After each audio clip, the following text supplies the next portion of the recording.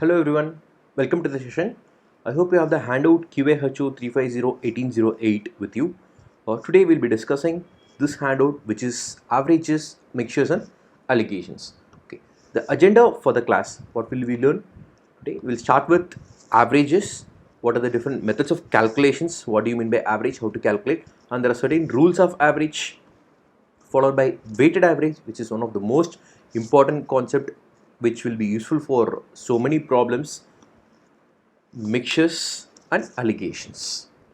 Then we have successive dilution and we have some questions to practice. Okay, let's get into the chapter. Averages.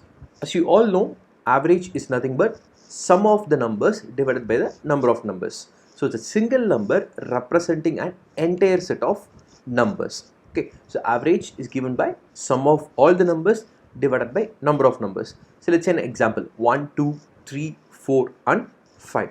We have 5 numbers.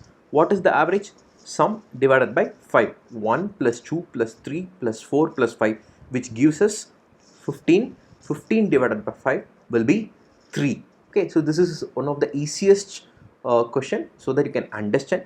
Now let's get into some other examples. Okay, find the average of the numbers 17, 18, 15, 14 and 12. Right. So as you all know, what will you do? Sum of the numbers divided by number of numbers. But 17 plus 18 will give us 35. 35 plus 15 will give us 50. 50, 60, 70, 76. So the sum is nothing but 76 divided by 5, which is nothing but 15.2. Hence the required average is 15.2. Now what are the different methods of calculating the averages? Let's see. We have certain numbers here, 5 numbers: 117, 118, 115, 114 and 121. Now I'll just give you some 15 to 30 seconds to find the answer. What is the average? How will you find? You just add and divide it by 5. Okay, what is the sum here? We have 117, 18, 15, 14 and 21. So we have to add all numbers. Let's say 110. We have 5 110s, which is 550. 7 plus 8 is 15, plus 5 20, 4 24, plus 11 35. So 550 plus 35 will give us 585. 585 divided by 5, which will be 117. Okay, this is the traditional way of calculating. So you have 5 numbers divided by 5, we'll be getting 117. Now let's see. We have a method called assumed mean or the deviation method. So what does this method mean? Since we have 5 numbers here, I'll take any one number. Okay, I'll assume some number as the mean. See, average is also called as the mean. Okay, so here I'll assume any number as the mean. Right, let's say 115. Okay, let me say the assumed average here is 115. Now let's see the deviations. Say 117, 18, 115, 114 and 121 are how much more or less than this assumed average, which is 115. So 117 is actually 2 more than 115, so plus 2. 118 is actually 3 more, plus 3. 115 is 0, 0 more or less, so 0. 114 is 1 less, therefore minus 1. 121 is 6 more, therefore which is plus 6. So we have all the deviations or the difference. We have 117 minus 15, 118 minus 15, 115 minus 15, 114 minus 115 and 121 minus 115. Okay, now what is the sum of these deviations? So the numbers what we have here are 2, 3, 0, minus 1 and 6. Now what is this sum? 2 plus 3 is 5, 5 minus 1 is 4, 4 plus 6 is 10. So I'm getting the sum of the deviations is 10. So this deviations is for 5 items. So we'll just divide it by 5. So 10 by 5 is 2. So the assumed mean plus the deviation, mean of the deviations, which is 2. Hence the required average is 117. So we have the actual average as the assumed average plus sum of the deviations divided by number of items. So here we have 115 plus 2 plus 3 plus 0 plus minus 1 plus 6 divided by 5, which will give us 115 plus 2, which is nothing but 117. Is it easy? So instead of 115, we can take any number. Say, let's go with 117. So I'm assuming 117 is the number. Now let's try with 117. So 117, what is the deviation? So we have 0 here. This is plus 1. This is minus 2. This is minus 3. This is plus 4. So sum of the deviations will be 1 minus 2 is minus 1. Minus 1 minus 3 is minus 4. So minus 4 plus 4 will give me 0. Hence the deviation is 0. So our assumed average is the average. So if you take 118, you will get minus 5. So let's see that. So if I'm assuming 118, this is minus 1, 0, minus 3, minus 4, plus 3. So minus 3 plus 3 will get cancelled. So minus 4 minus 1 will be minus 5. So minus 5 for 5 items. So effective is minus 1. Our assumed number average or average is 118. Hence the required answer is nothing but 117. Okay, so you can take any number or any number from the given number, or you can take the number which is close, say 110, which is easy, or 120, which is easy, which is a multiple of 10. So they take the deviation, sum of the deviation divided by the number of items, add that number to your assumed average. Okay, now let's go to the rules of average. As I said, there are certain rules. Okay, what is the first rule? We have 5 numbers, say 102, 112, 113, 108 and 110. So 5 numbers, find the average. So you all know how to find the average of these 5 numbers. We'll add, divide by 5, or you'll find the assume some number and calculate the deviation of the numbers. So here the average is nothing but 109. Okay, let's try by doing it using the deviation method. So we have 102, 112, 113, 108 and 110. So let me say 100 as the assumed average. So that is easy. So this, how much more than 100? This is 2, 12, 13, 8 and 10. Right? So 2, 12, 13, 8 and 10. So 2, 8 will give us 10. 10, 10 is 20. 13, 12 is 25. So 25 plus 20 will be 45. So we have 5 items. So 45 by 5 is nothing but 9. So the assumed number is 100. So our required answer is 100 plus 9, which will give us 109. Hence the answer. Okay. Now, so what are the rules? As I said, if I'm adding some number to every number, say let's say 4 be added to each of the numbers, and the new numbers will be 106, 116, 117, 112 and 114. Okay, so we have 5 new numbers. Now what will be the average of these numbers? Will it be the same? No, it will be definitely more than the actual average which we found for the previous 5 numbers. Now each number is increased by 4. The new average will also be 4 more than the previous average. If we calculate here, we'll have 106, 116, 117, 112, 1 plus 114 divided by 5, which will give us 113. See, in the previous case we had the averages 109. In the later case we are getting the averages 113. So if I am adding some value, say k, to every number present in the set, the average will also increase by k. So I repeat, if I am just adding k to every number present in the given set, the average should also increase by k. So if each number is increased by k, the average increases by k. Okay. Now I'll give you a problem. We have to find the average of 5 persons whose individual ages are given in years: 34, 31, 40, 28 and 22. So what is the average? So here we'll go with assumed average always. That is the most easiest way to do, and it will not consume much time. So 34, 31, 40, 28 and 22. I'll assume 30. So here we have 30. So this will be plus 4. This is plus 1. This is plus 10. This is minus 2. this is minus 8. So minus 2 minus 8 will be minus 10, plus 10 will cancel. So you have 5. So 30 plus 5 by 5, which is nothing but 31.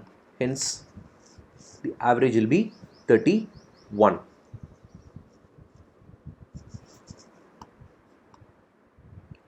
Now we have the average is 31.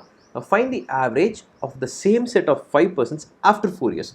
So after 4 years, every number will increase by 4. So age of every person will increase by the same amount. Hence the required average after 4 years will be 31 plus 4, which is 35. Understood replication 1? Now rule 2, again like addition, we have something called a subtraction, multiplication, division, one by one. So when, let's go through every rule.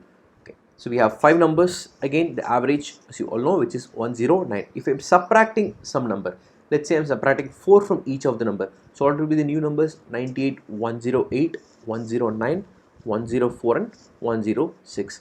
If 4 is subtracted from each number, we have the new set of numbers. What will be the average of these set of numbers, which will be 4 less than the previous average? So we'll have 105 as our average. So what is rule 1? We have a set of numbers. If k is increased, the average also increases by k. If k is decreased, the average also decreases by k. So if each number is decreased by k, the average decreases by k. So rule 3, now we had addition, subtraction, now we'll go to multiplication. Let's see how the average is behaving. We have 102, 112, 113, 108, 110. 5 numbers. We know the average here is 109. I have given the same numbers. Now, if 2 is multiplied, so we'll have 204, 224, 226, 216 and 220. What is the new average? Which will be 218. If we just calculate this, we'll have 218 as the average. Therefore, if you have a set of numbers, each of the number is multiplied by a constant, which is k, the average will also be multiplied by k. If each number is multiplied by k, the average is also multiplied by k. So same rule goes for addition, subtraction, multiplication. Let's see for division. So you have 5 numbers here: 102, 112, 114, 108 and 110. I'm just changing one number so that it's easy to divide, so that every number is a multiple of 2. Okay, so what is the average here? Which is 109.2. Okay, let's see. So here you are not getting a whole number value. So how to go with deviation? Same process. So here I have 102, 112, 114, 108 and 110. So let's say 10. So 2 plus 12 will be 14. 14 plus 14 is 28. 28 plus 8 will be 36. 36 plus 10 will be 46. So 100 plus 46 by 5. What is 46 by 5? 9, 1 by 5, which is 9.2. Hence the required average is nothing but 109.2. Right? Okay. Now, so the average here is 109.2.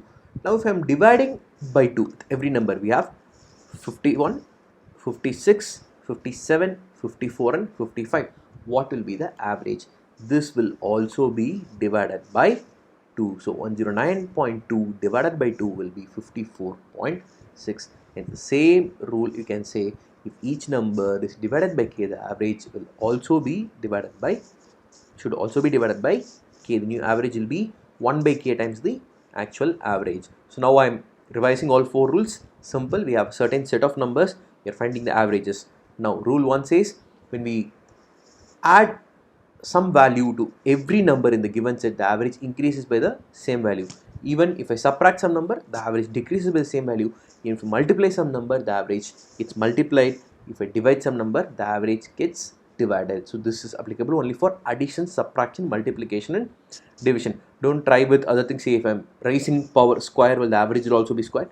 No, that won't happen. So it's only for addition, subtraction, multiplication and division. Right? Now we have the 5th rule, which is say I'm giving 5 numbers. So find the average of the 5 numbers. Now where will this average lie? So average will always between the minimum and maximum. So we have some smaller number and the greater number in the given set. The average will never go below the smallest number and the average will never go beyond the greatest value. So minimum here is 202, maximum here is 215. Means the average will always be between 202 and 215, where that depends on the numbers, but it will never be less than 202, it will never be greater than 215. Okay, so as fifth rule is average lies between minimum and the maximum values given in the set. Now we have the next concept, which is weighted average.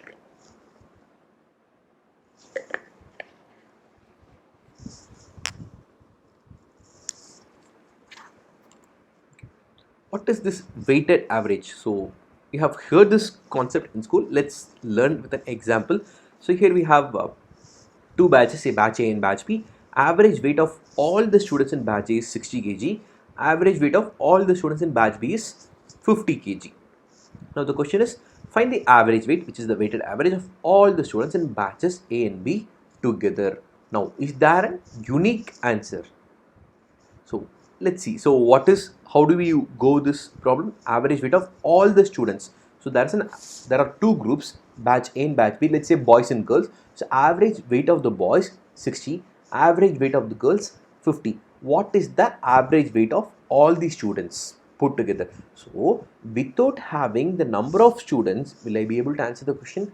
Actually, I cannot answer. So for this, I should know how many students or how many boys are there and how many girls are there. That will determine the average.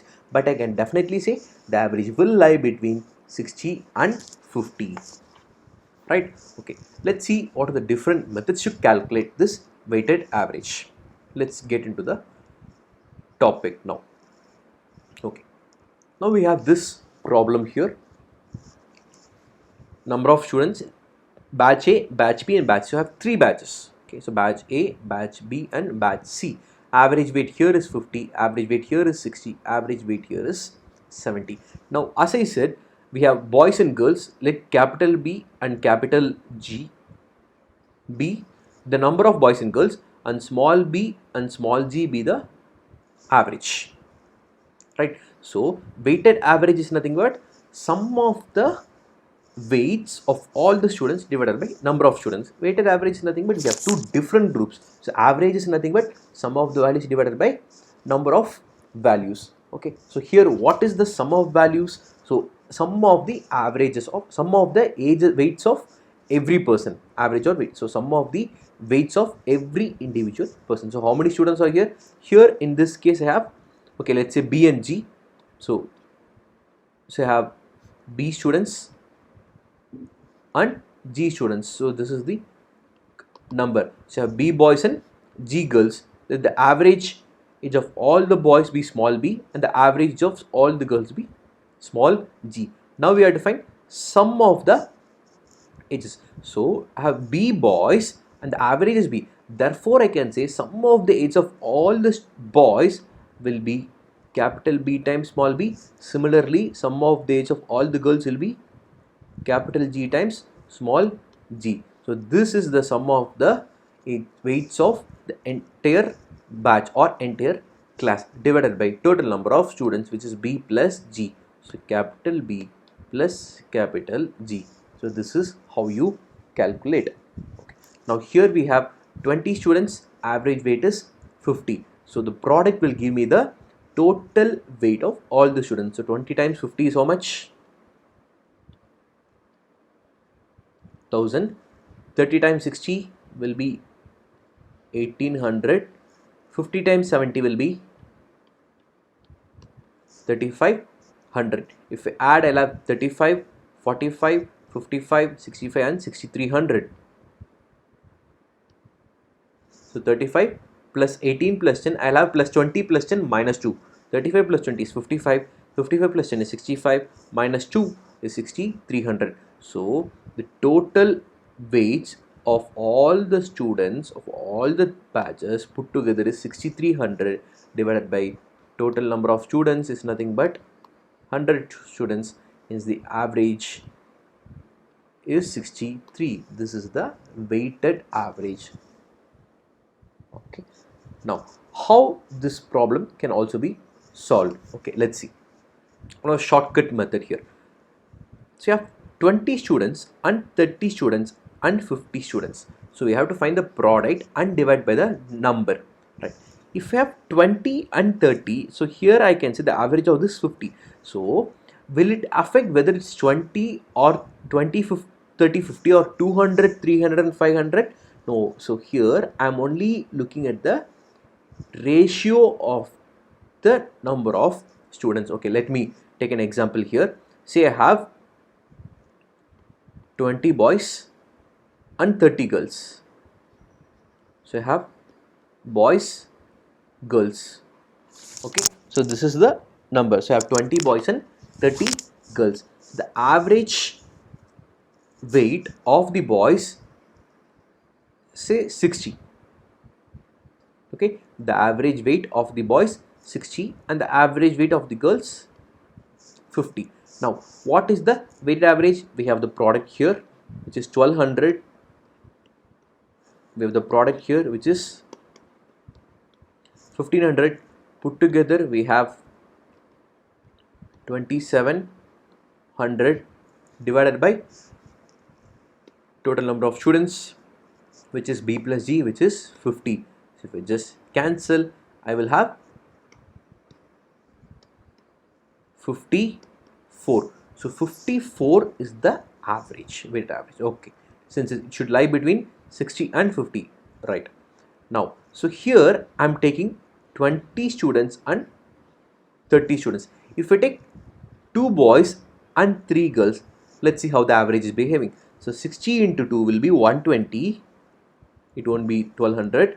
50 into 3 will be 150 divided by 2 plus 3 will be 5. So instead of 50, it will be 5. So we have 120 plus 150, which is 270. 270 divided by 5 is same as 54. Instead of this, if I say there are 200 boys and 300 girls, will the average change? No, just I am multiplying the same constant in the numerator as well as the denominator. Therefore, for me to find the average weight or weighted average, the number of students is actually not required. I can just find the ratio of the students. Right. So here I have 2 is to 3 is to 5. So 2 into 50 is 100. 3 into 60 is 180. So let's try to find the average of this group alone. Okay, so now for this group of 50 students, what is the average? 100 plus 180 is 280. 280 divided by 50 is nothing but 56. So 280 divided by 5. So 2 plus 3 is 5. So 280 divided by 5 will give us 56. Now what is this 56? Is the average of this group. So batch A and batch B, the average is 56. For how many students? For 50 students. Now I have another group of another 50 students. What is average there? 70.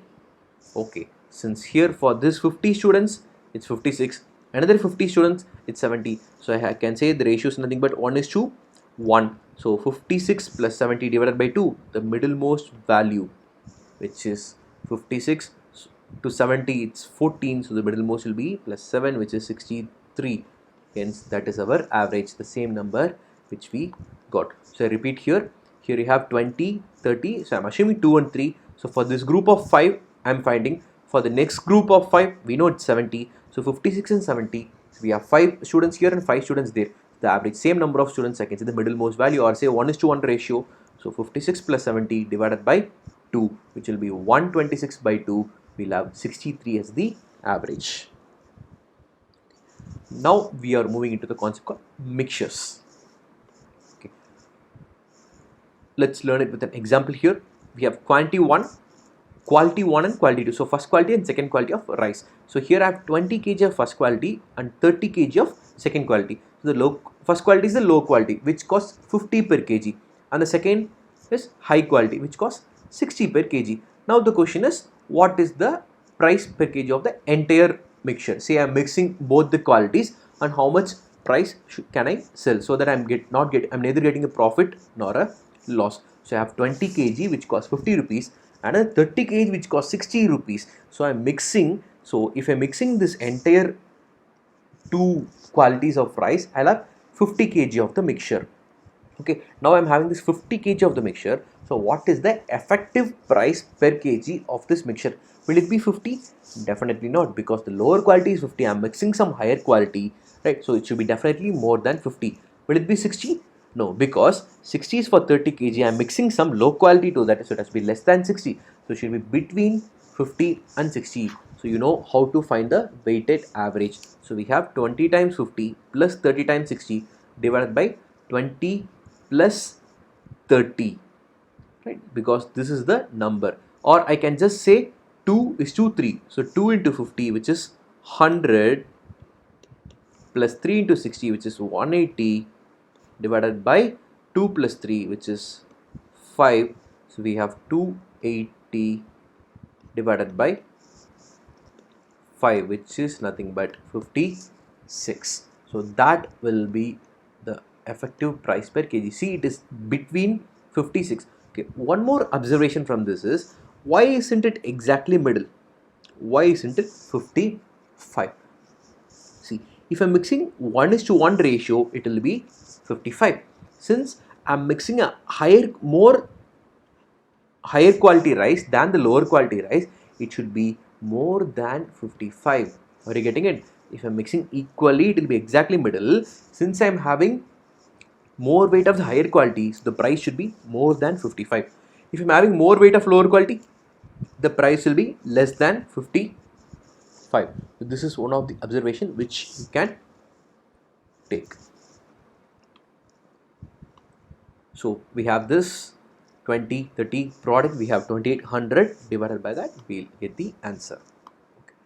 Now let's try to understand how this problem can be solved. As you all know, you have the formula. You know, the weight is Q1 and Q2 and the price is P1 and P2. The weighted average will be Q1 P1 plus Q2 P2 divided by Q1 plus Q2. Right? So we have weight as Q1, or say W1. So W1 P1, this is the total weight of the first quality. Second quality will be W2 P2. What is the total weight of the entire quality? W1 P1 plus W2 P2 divided by the total weight, which is W1 plus W2. Right? So we have the amount which like how we saw in the previous problem. A mixture, as I said, it need not be only weights, it can be anything, maybe milk with water, alcohol with water, spirit with water. They'll give some examples. Certain quantity of milk is mixed with water. So what is the concentration? The concentration will be given. What is the ratio and proportion? Let's see some examples with that. So concentration is nothing but liquid. Say if milk concentration is milk divided by the total quantity of the liquid. Say I have 100 liters of milk and 50 liters of water. So 100 liters of pure milk, 50 liters of pure water. Now what is the concentration of milk? So 100 divided by 100 plus 50, which is 2/3. Hence I have 66.66% of milk and 33.33% will be the water. So the formula is so simple. We have the liquid, so which we want, divided by the total quantity of the mixture. If the question is about water concentration, so I know water is 50 liters, total is 150. So we'll have 1/3, which is 33.33. Or I can just find the ratios. So 150 is nothing but 2:1. So out of 3 parts, 2 parts will be milk and 1 part will be water. Hence, I can say 2/3 is milk and 1/3 is water, which is 66.66% and 33.33%. Now, we have a concept called alligations. What does this alligation mean? We have this P1 and P2 be the prices of 2 different qualities of an item. So here P1 and P2 are the prices and Q1 and Q2 are the quantities, say weight, W and W2, anything. Right, now we are finding the average price. As you all know, what is the formula? P1 Q1 plus P2 Q2 divided by Q1 plus Q2, or the number of students, say boys and girls. So average weight of the boys multiplied by the number of boys plus average weight of the girls multiplied by the number of girls divided by total number of students, which is number of boys plus girls. That will give us the average weight or average height or whatever means. So here the average price is what we are looking at. So we have P1 Q1 plus P2 Q2 divided by Q1 plus Q2. Now, if I rearrange this, can I find the ratio of Q1 and Q2? Yes, if I just cross multiply and rearrange this equation, I will have Q1 upon Q2 as P minus P2 divided by P1 minus P. Okay, just cross multiply and do it. Derivation is not required. Again, it's not a tedious process. Just cross multiply, you will be able to get this value P minus P2 divided by P1 minus P. Okay, don't memorize this. I'll give another way to remember that. So we have P1 P2 as the quantities, so the average price, so we know this. Okay, how we can get this? Okay, let's see the ratios Q1 and Q2. Okay, we have to find this ratio. Okay, what is this ratio? Is we have the two prices, let's say cheaper and dearer. So P1 is the say costliest one, so P1 is the costliest one, P2 is the cheapest one. Right. So here Q1, let's say 10 kg here and Q2 is 20 kg here. P1 is say 100 rupees, say P2 is say 50 rupees, something like that. Okay, the average should be between P1 and P2, that is P. So the value P will be between this P1 and P2. Now we have to find the difference. What is P1 minus P? Since P1 is the costly item, P is the average. So P1 minus P and P minus P2. So P1 minus P will go here and P minus P2. Okay, since P2 is lesser than the average, P minus P2 will go this side. So hence we have P minus P2 is to P1 minus P. That will be the ratio of Q1 and Q2. So Q1 and Q2 is nothing but the difference. So we have P1, P2 the average. So P1 minus P will go here, this ratio, and P minus P2 will go to the other side. Hence the ratio is nothing but P minus P2 divided by P1 minus P. Let's see some examples and how this problem can also be attacked. I'll try to explain the same formula in a different logic. Let's see this example now. Here we have two different items having price of 30 and 40 per kg. Overall price of the mixture is 33 per kg. Find the ratio of ratio, which means quantity, in which the two items were mixed. Okay. So we have an item at 30 per kg, another item at 40 per kg. So the net price, overall price of the mixture is given as 33 per kg. So in what ratio I should mix such that this ratio such that the effective price is 33. Okay, let's look at the logic behind it. Let's see where this average will lie. So we know 30 and 40, so it should definitely be between 33. Okay, what is the middle value here? The middle value is 35, right? But the number is 33. Why? It's close, it's towards 30. It's between 30 and 35. Therefore, can I say I'm mixing a higher quantity of the cheaper price and lower quantity of the higher price? Okay, so this ratio should be high and this ratio should be low. Are you getting it? So I am mixing higher quantity of the cheaper price and lower quantity of the higher price. So we have 30 and 40. The average is 33. Okay. Now we have the rule. We'll take this difference and this difference. So this difference is 3, which will go here. This difference is 7, which will go here. Hence I can say this ratio to this ratio will be 7:3.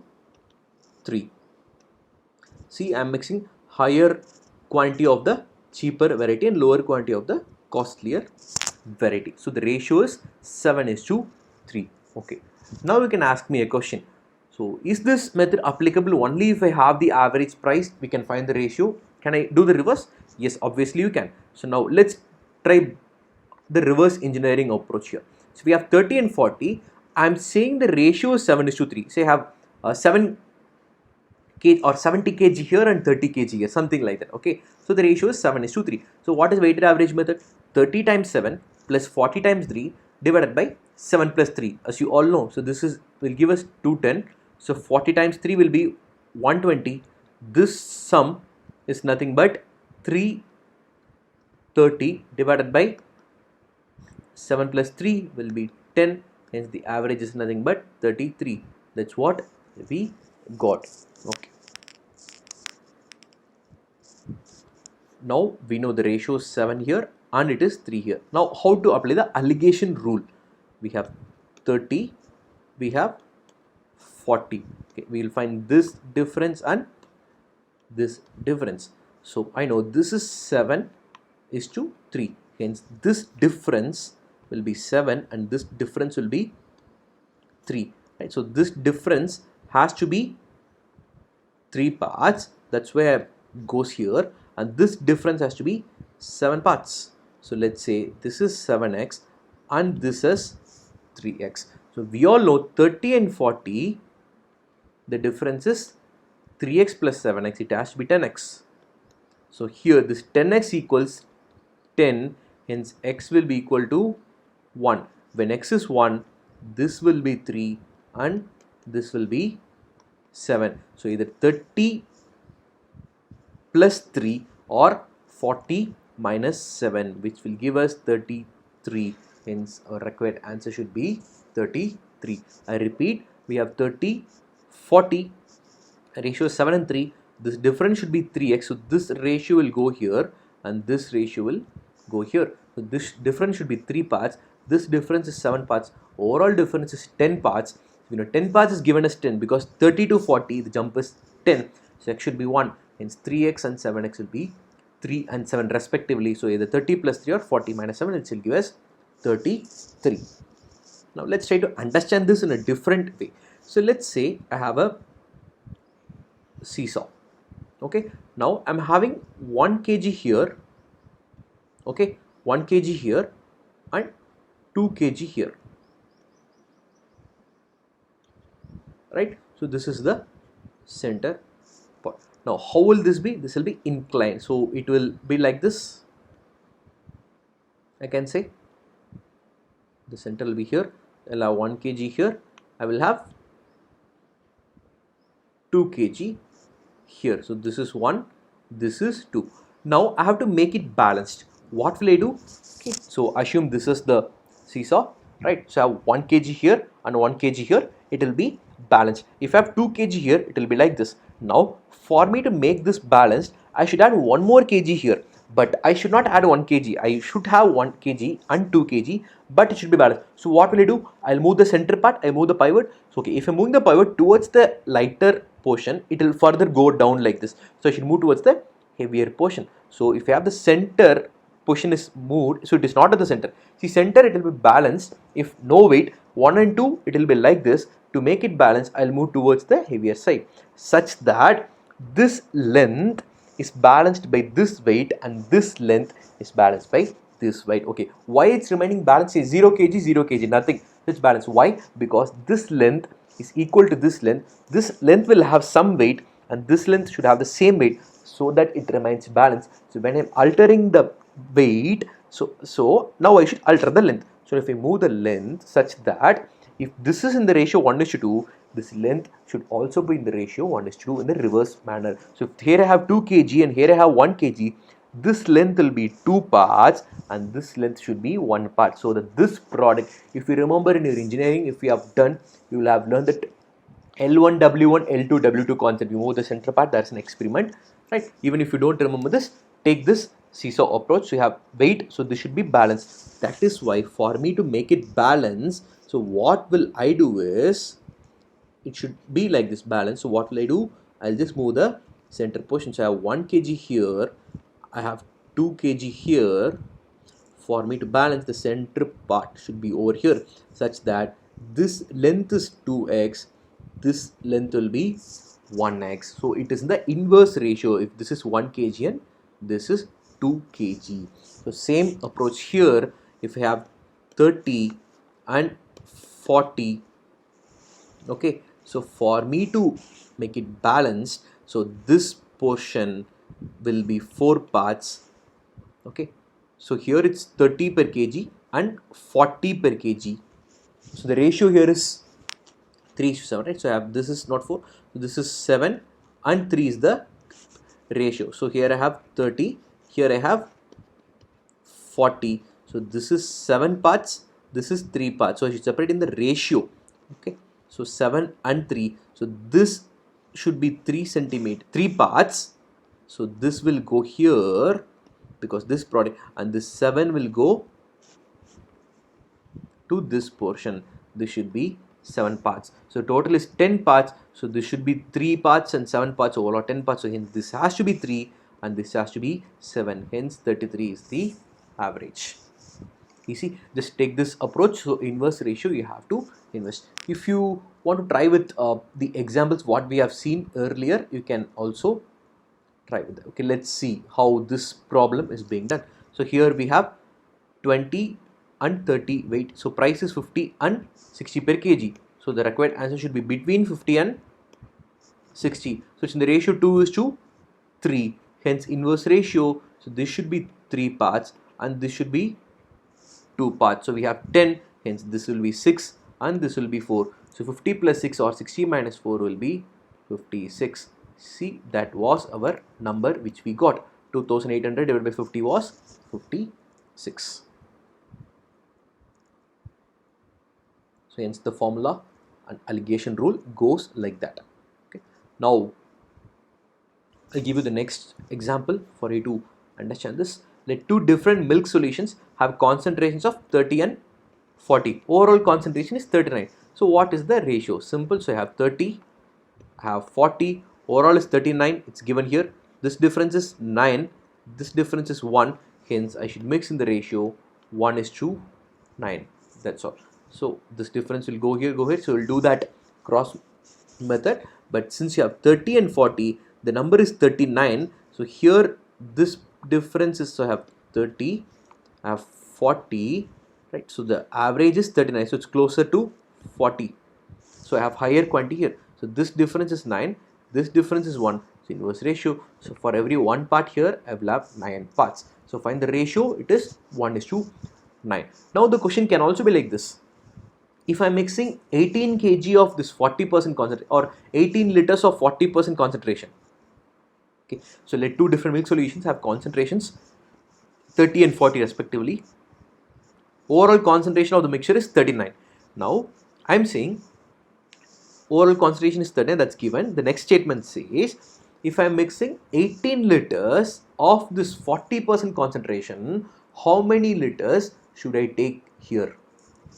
Right? So 18 liters here. What is the amount I should take here? So I know the ratio is 1:9. So 9 parts is 18. Therefore this 1 part will be 2. So hence if I'm taking 18 liters here, I should take 2 liters here. This is one other question. Okay. Next we have a concept called successive dilution. Now what is this? Let's take an example here. So initial quantity of the pure milk is say 100. Initial quantity is 100. Each step 10 liters of the solution is replaced by 10 liters of water. So I have 100 pure milk. So I'm taking 10 liters of the solution and replacing by water.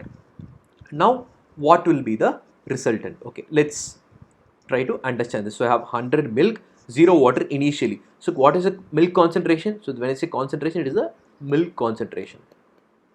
Okay, what is the milk concentration here? 100%.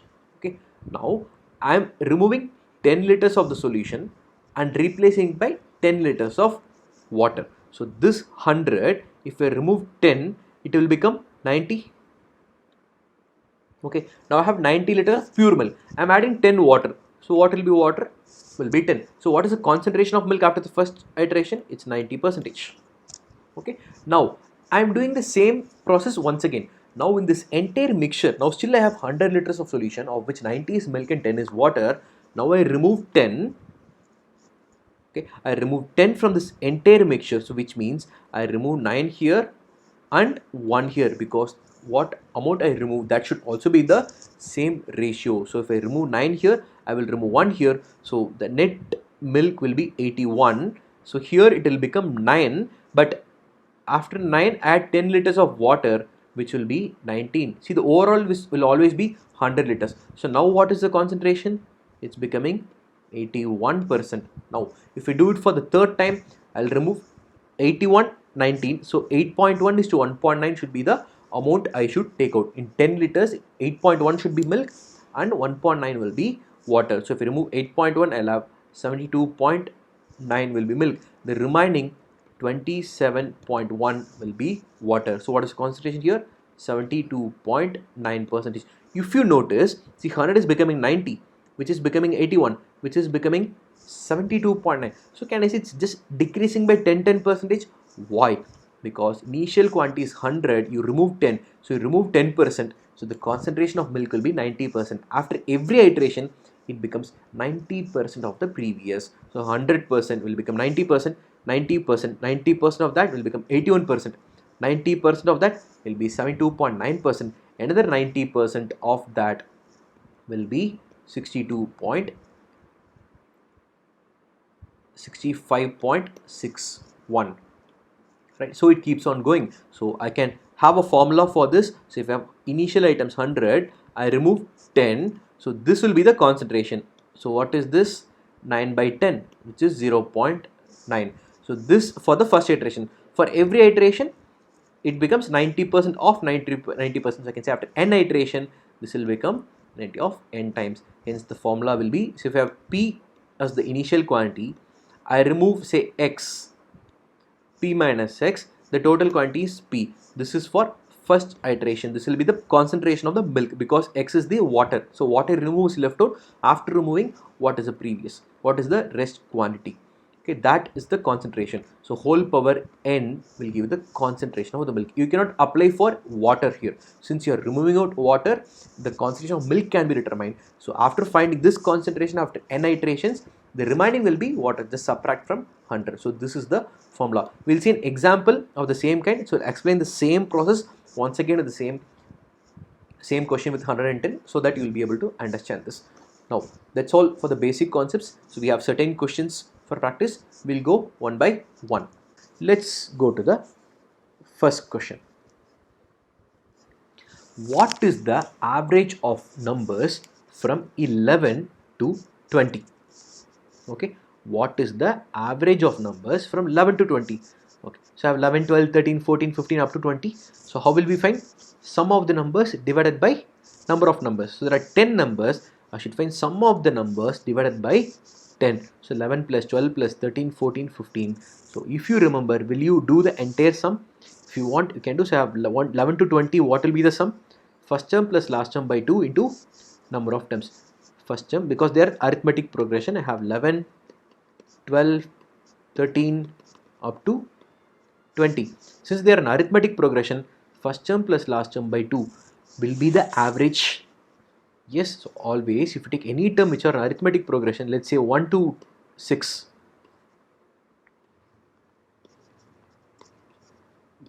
Okay, what is average? It will be 3.5. 1 plus 6 by 2 will be 3.5. 2 plus 5 by 2 will be 3.5. 3 plus 4 by 2 will also be 3.5 because they are an arithmetic progression. When the numbers are an arithmetic progression, the middlemost term is the average. So from 11 to 20, since there are 10 terms, what is the middle term? 11 to 15, first 5 terms. 16 to 20, next 5 terms. So the middle term is between 15 and 16. Hence the required answer will be 15.5. You need not do the summation. So when you have sum of the n terms, odd number of terms, you'll have middle term. Even number of terms, average of the middle two terms. Or you can just take the first term plus last term divided by 2. This is applicable only if the numbers are in arithmetic progression. If they are not in arithmetic progression, you know how to find the average. So for this question, the answer is 15.5. Now, let's see the next question here.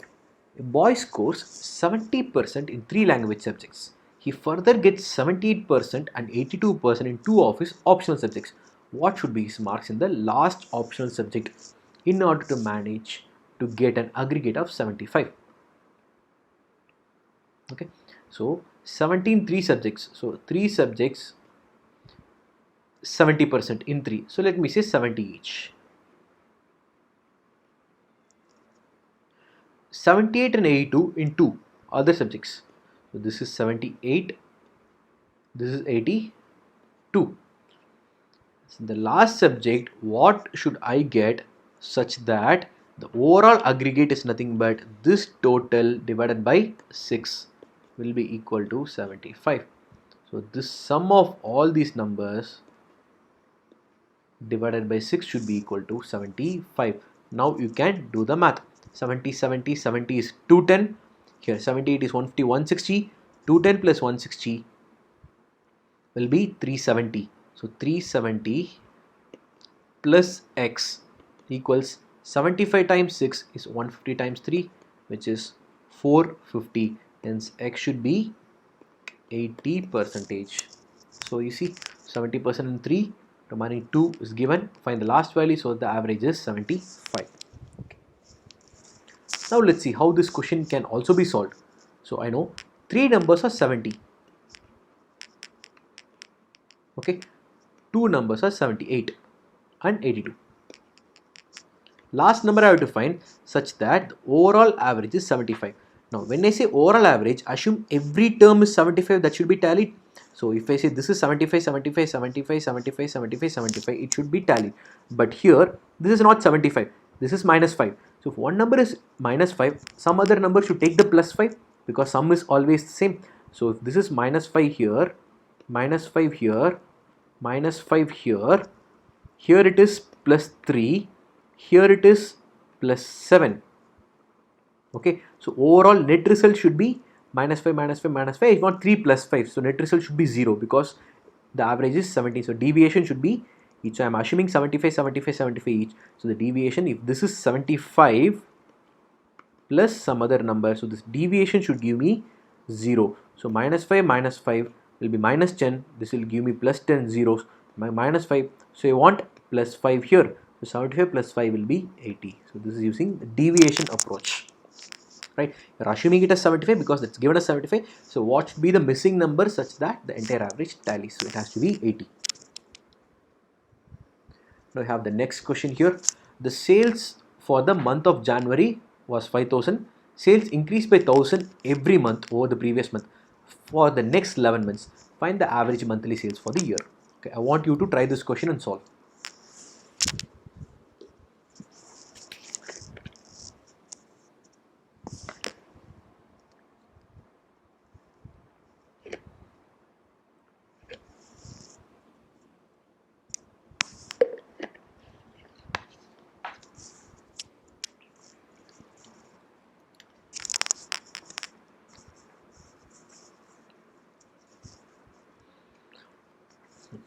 For January it is 5,000. Let me say 5k. Let me say 5. Increase by 1 every month. So for February it is 6. March it will be 7. So it's just increasing. So first month it is 5. Second month it is 6. Third month it is 7. So plus 4 plus 4. So for the 12th month, which is December, it has to be 16.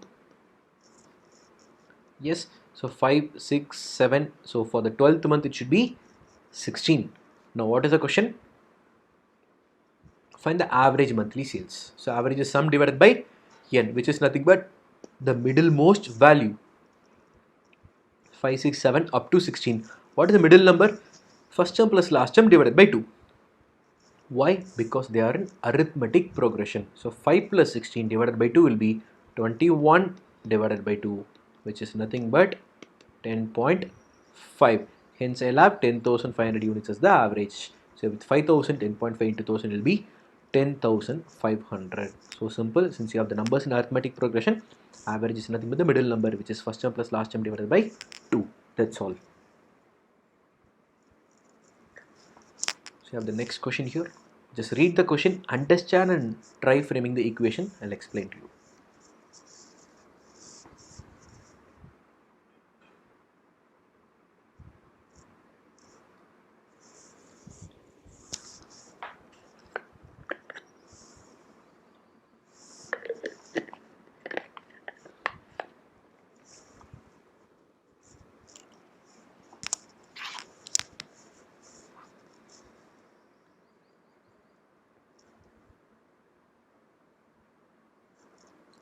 The average age of 18 students in a class is 18 years. The average age of a class would increase by 1 year if the age of their class teacher is included. Find the age of the class teacher. Right. The average age of 18 students is 18 years. So, average of 18 students. See, sum of n divided by n is the average. right? Now this average is given as 18. This n is also given as 18. Therefore, I can say n times the average is sum of the ages of the 18 students. So 18 times 18 will be the sum of the ages of all the students. 18 times 18 is 18 square, which is 324. So if the teacher's age is included, let the teacher's age be t. Now if the teacher's age is included, this is the total age of the entire class, 18 students plus 1 teacher, okay, divided by total number of people. So how many people are here? 18 plus 1. I'll have 19 people. So this is the new average of the class. Okay, 324, sum of the age of all the students plus age of the teacher divided by the total number of people, which is 18 students plus 1 teacher. This is increasing by 1. Earlier average is 18. This will be 19. Now I can find t. So 324 plus t equals 19 square. What is 19 square? 361. So 324 plus t will be equal to 361. Hence the age of the teacher will be 37 years. Easy, simple formula. Just substitute, write that equation and solve. Okay. Now let's see how this question can be solved without framing that equation. The average age of 18 students is 18. Okay, so I have 18 students, 1, 2, 3, 4 up to 18 students. Okay, average is 18. So let me say everyone are having 18 each up to the 18th student. Okay, first, second, third up to 18th student is having 18. Now the 19th person is the teacher. Okay, if the teacher's age is also 18, what will be the average? 18. Okay, if the teacher's age is also 18, the average age of the entire group will be 18. Now what is the question given? If the teacher's age is included, the average age becomes 19, but it is 19. Therefore every number will increase by 1 1 1 1 1 1 1 1 up to every number should increase by 1 1 1, right? But these numbers are not affected, so only this value will take the entire increase. So all these increases will accommodate here, right? So how many increases are here? For 18 students plus 1 teacher, I'm assuming it is 18. Now if every number is 1 1 1 1 1, the average is 19. This entire 1 1 1 1 1, so the 19 students, 19 people, so this 19 value 1 plus 1 plus 1 up to 19 times will be 19 is added to 18, so that this number which is missing will be 18 plus 19, it should be 37. Understood? But okay, if you are still having any doubt here, let me take some simple numbers. Let me say there are 5 numbers, 1 2 3 4 5. So what is the average here? Average is 5. So 6th person, right, the 525, if this is 5, the average will be 5. So if this is 11, what will be the average? 25, 36 by 6, it has to be 6. Now I am saying there are 6 people. Okay, from this let's try to understand. There are 6 people. Okay, 1 2 3 4 5 6, right? Now these 5 people are having the average age is 5. So it may not be 5 5, but sum is definitely 25. So all these 5 people are having the averages 5. Okay, so the sum will be 25.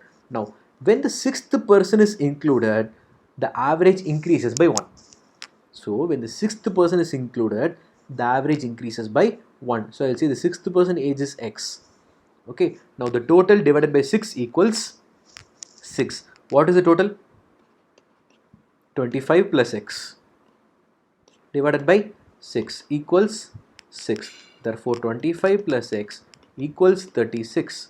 So hence this value of x will be 11, right? So here we frame that equation like similar to the previous problem, but without doing this, since the question says the total average is becoming 6, now let me say the value of x is 5. I'll assume it is 5, but it is not 5, because if it is 5, the average will be 5. Now since the average is becoming 6, I should increase 1 to every number, 1, 2, 3, 4, 5, 6, but I cannot increase here. This entire 6, whatever I am increasing, is given to this last person. So last person is having 5 plus that increase 6, which will be 11. Hence the age of the 6th person should be 11 for me to make the averages 6. So same concept here, 18 students will have 18. So 19th person is also 18, but since it's becoming 19, one more, this 1 is increased to every 18 person plus this 1 person. So this 1 person will have 18 plus 19, which will be 37. Hence the age of the teacher is 37. Now let's see the next question here. The average runs scored by a batsman in 18 matches is 36. The average runs scored by a batsman in 18 matches is 36. Okay. If the average runs scored in the next 12 matches is 35.75, what will be his new average? So you see, so I have 18 matches and 12 matches, 36, 35.75. What is the new average? This is the question. Now, so 18 matches, 36. So what is the total runs for the first 18 matches? 18 into 36. Total runs in the first 18 matches plus total runs in the next 12 matches, 12 into 35.75. So this is the total runs scored by the batsman divided by total number of matches, 18 plus 12, which will be 30. This is to be determined. Okay. Now, should I multiply 18 into 36, 12 into 35.75? No. Just try to cancel it. Numerator and denominator. Multiple of 6. If I just cancel 6, this will become 5. Here I have addition. So, I should remove 6 from here as well as 6 from here. So, if I remove 6, this will become 6. This will become 2. So, 18 times 6. So, 18 into 6 will be 60 plus 48, 108. Plus 2 times 35.75. So 2 times 35 will be 70. 2 times 0.75 will be 1.5. So 71.5 divided by 5. This will be our average. 108 plus 71 will be 179.5. 179.5 divided by 5. If we cancel in fifth table, we'll have 3 5s or 15, 20, 5 5s or 25, carry 4, 9 5s or 45. 35.9 will be our answer. Choice B. You see, the simple direct substitution. Okay, if you want, you can try the same question using alligation rule. Let's see. 18 matches is 36, 12 matches is 35.75. So 18 matches it is 36, 12 matches it is 35.75. Here I have 18 matches, here I have 12 matches. So I have to find the average. So it should be between this. Now what is this? 18 and 12 are in the ratio 3:2. Hence this difference should be 2 parts. This difference should be 3 parts. Got it? So this difference should be 2 parts. This difference should be 3 parts. What is the total difference? From 35.75 to 36. So this is decreasing. So 35.75 to 36. 0.25 is the difference here. So this total difference is 0.25. This is 2 parts and 3 parts. So this total length is given as 5x. This is 2x. This is 3x. Okay. So 5x is given as 0.25. Therefore x equal to 0.5. So 2x will be, so here it's 0.25 by 5, 0.05. Okay, so x will be 0.05. So 2x will be 0.1. Are you getting it?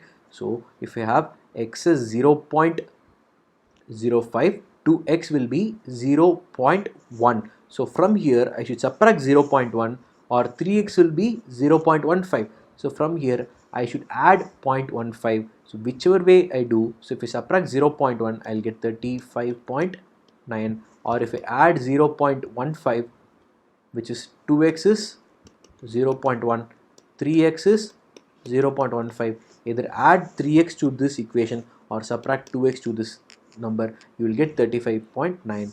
See, using averages or using alligations, you are not calculating this product, or you are not dividing it. Just with the ratios you are playing. Okay, so for any problem given weighted average, you can use the alligations rule or seesaw. Take the difference ratio. When you try 2-3 problems, you will get what is the pattern it is following, so that it is very easy for you to solve. Now let's see the next question here. The average cost per article of 14 items is 57. If 3 more articles with average price of 63 are purchased and 2 articles are costing 66 and 51 are returned, what will be the new average cost? So you have to do that calculation here. The average cost per article of 14 items 57. So what is the total cost of 14 items? 14 into 57 plus 3 more articles average at 63. 3 into 63 are purchased and 2 articles are returned. So minus 66 minus 51. This is the new total of all the costs. When new total of the cost of all the articles, new total cost of all the articles. So this new total cost divided by number of articles. How many articles are there? Initially 14, then I added 3 more, then I removed 2, minus 1 here and minus 1 here. So total will become 15. 14 plus 3 minus 2 will be 15. Now I have to cancel this. 14 times 57 plus 3 times 63 minus 66 minus 51. Every term is a multiple of 3, if you notice. Minus 66 minus 51. This is also a multiple of 3. This is also a multiple of 3. Just remove 3. So here if I remove 3, this will become 14 times 19 plus 63 minus 22 minus 17 divided by, if we remove 3 here, it will become 5. This should be our answer. What is 14 times 19? How do you multiply? This is 20 times 14 minus 1 times 14. So 20 times 14 is 280. 280 minus 14 will be 270. Minus 10 is 270. Minus 4 is 266. That's why we have to do this multiplication. 19 times 14, I repeat, 20 minus 1 times 14. 20 times 14 is 280. 280 minus 14 will be 266.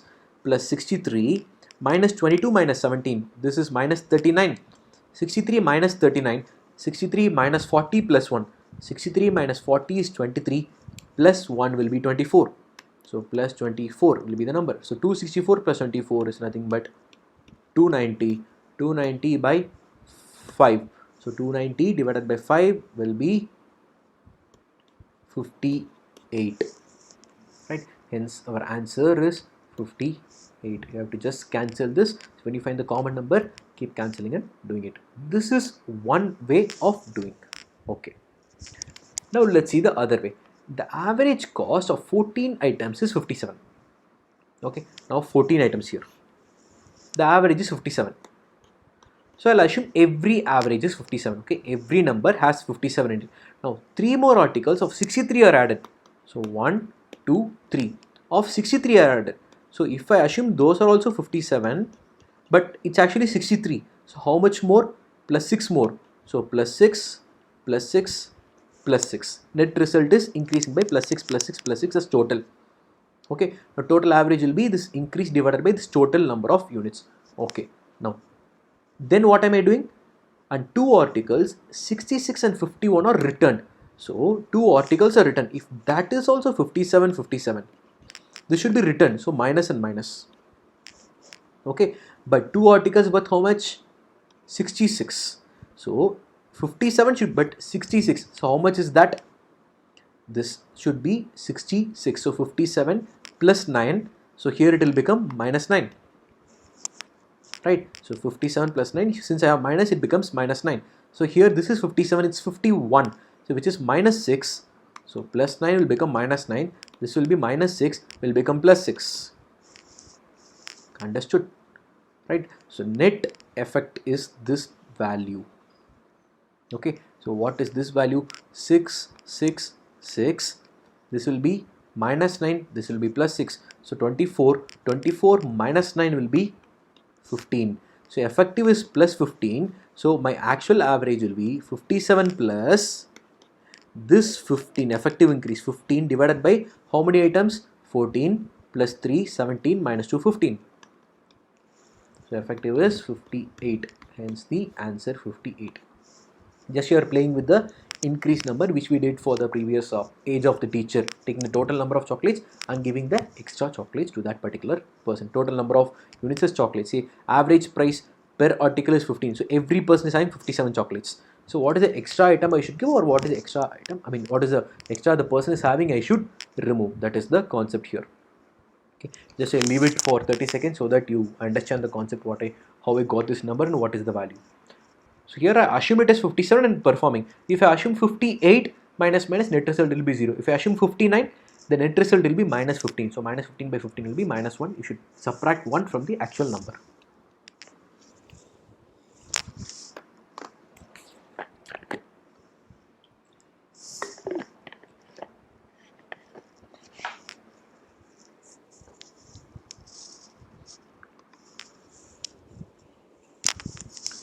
So I hope this method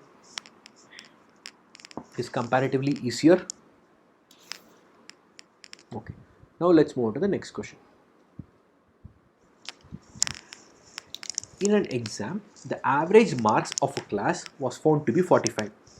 Okay, in an exam, the average marks of a class. So class instances have some number of students. Okay, the average was found to be 45. The average was 5 marks less. So what is the actual average? It should have been 50.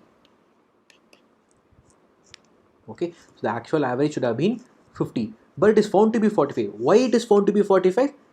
The average was 5 marks less due to computational error in recording two students' marks of 370 and 650 as 280 and 590 respectively. Okay, so the average marks of a class was found to be 45. Okay, the average was 5 marks less due to computational error in recording two students' marks, right? So let me say there are X students. So if X students, the average marks was found to be 45, but what is the actual average? It's 50. So sum of the marks of every student, the total of all the marks scored by each student, the total of the marks of every student is 50x. Average is 50, so there are X students. Okay, so 50x. But what is the average? It's 45x. Okay, why this is equal to 40x? Because I'm recording 370 and 650 as 280 and 590. It is actually decreased. So this 50x minus the value decrease is equal to this 45x. Right? I repeat. So here the average marks of a class was found to be 45. So there are, say, n students, that makes it easy. So what is the total sum of the new thing? It's 45n. This is the present sum. Okay, what is the actual sum? 50n. Why? In this 50 students, okay, why it's 50n? Because the number is supposed to be 350 and 650. So here I have 48 students, or I have some number of students, not 40 students. I have some number of students, and the two numbers 370 and 650 are present. Okay, but here instead of this 370, I have 280. Instead of this 650, I have 590. So because of this decrease, this value 50n is becoming 45n. Am I right? What is this 50n? Total of all. What is this 45n? The new total. The new total is having 280 and 590. The old total should have 370. Should have had 370 and 650. So because of this decrease, this is decreasing. So this decrease should be equal to this decrease. So this decrease is 5n. This 5n is equal to, what is this decrease? 280 to 370 is 90. Plus 590 to 650 is 60. So hence 5n will be equal to 150. Therefore n should be equal to 30. Are you getting this? I repeat, the average marks of a class was found to be 45. It is found to be 45. Hence the total marks of all the students is 45n. Okay, out of that, two students, say student A and B. Okay, this was 5 marks less. So the average is supposed to be 50. So the total is supposed to be 50n. Okay, it is supposed to be 45. It is supposed to be 50n, but now it is 45n. So 5n less. Why? Because of the computational error. Instead of 370, I took it as 280. Instead of 650, I took it as 590. So this total difference, so 370 to 80 is 90, 650, 590 is 60. So because of this 150 less marks, the average is going down by 5. So the average going down, if the n students 5n, so this 5n will be equal to 150, which implies n should be equal to 30. Hence there are 30 students in the class. Okay. Now let's see the next question. The average points scored by 27 shooters is 54. If the points of 6 shooters whose average is 60 is excluded and the points of 9 shooters whose average is 58 is included, find the average points of the new group. Okay, you have the math. So the average points of 27 shooters. So total of 27 shooters will be 27 into 54. 6 shooters average 60 is excluded. So minus 6 times 60. This is the number of students. 27 students, removed 6 students, and the points of 9 are included, plus this 9 are having 58 each. So this is the total, new total divided by total number. Okay, what is total number? 27 minus 6 plus 9 will be 30. So 27 plus 3, which will be 30. So this is to be determined. Right? Now again, numerator and denominator, you have multiples of 3. Just cancel in 3. This will be 10. If I remove 3 here or anywhere, just remove 3 here. This will be 9. If I remove 3, this will be 2. If I remove 3, this will be 3.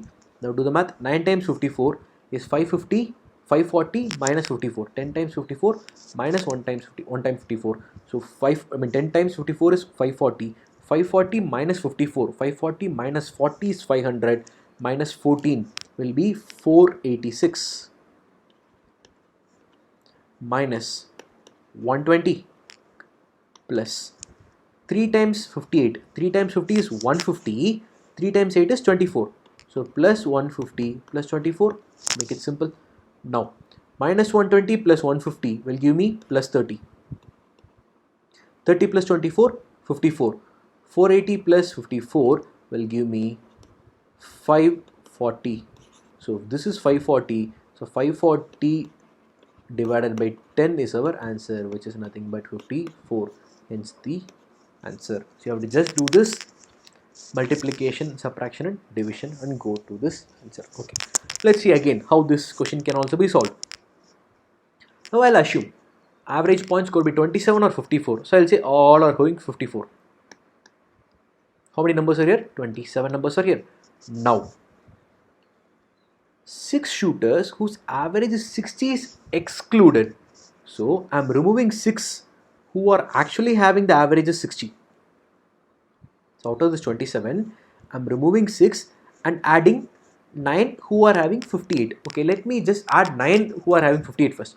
This 27, then I am adding 9 more. They are having how much? 58 each. So 58 nines will be there. Here I'll have 27 54s, 58, 58, 58 will be there. Okay.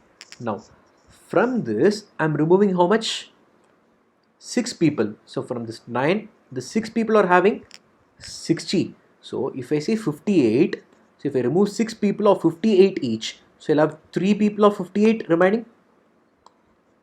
Okay. So I remove 6 people of 58 each. I'll have 3 people of 58, but I should remove 6 people of 60 each. So apart from this 58, I should remove 2 more. So 2 6 are 12. So overall I should further remove 12. So this 12 total I'll remove from these 3 people, such that for every person I'll remove. So from this 3 persons I should remove 12. So for per person I'll remove 4. So 58, 58, 58 will be the 3 numbers with these 3 people. I should remove 12 put together. So for the 12 I'll remove 4 here, 4 here and 4 here. This will become 54. This will also become 54. This will also become 54. Now every person is having 54. Hence the actual average is nothing but the same 54. See how easy it is. Just play with the extra values what you take and add. Okay. Now let's see the next question. The average weights of the students of section A and section B respectively are 45 and 60. So I have section A, section B, the average age is 45 here, average age here is 60. Okay, if the find the average weight of both the sections given the students in the respective sections are in the ratio 3:2. So if I have 3x students here, I will have 2x students here. So what is the total weight of the students of section A? 45 times 3x, 135x. Here 120x divided by 3x plus 2x, 5x. Hence you have 250x divided by 5x. This equals 51. Okay, this is the weighted average method. Now if you use alligations rule, I have 45, I have 60. I know this is the ratio 3:2. So hence the difference should be in the ratio 2:3. So what is the overall difference? 15. 15 in the ratio 2:3 would be 6 and 9. Either you subtract 9 from 60 or add 6 to 45, I will get 51. And the average is 51. Choice B is our answer. Okay, so either this or this. So alligation rule is practice using alligation rule. That is the easiest way to calculate any question. Okay, let's go to the next question. The average monthly income of a group is 5,000.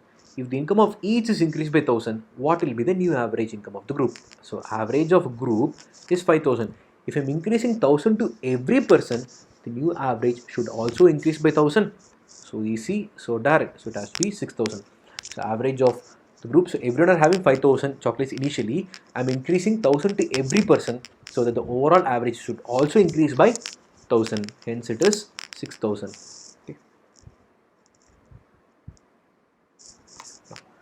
9 students out of 10 ate 5 chocolates per head. The 10th student ate 9 more than the average of all the 10.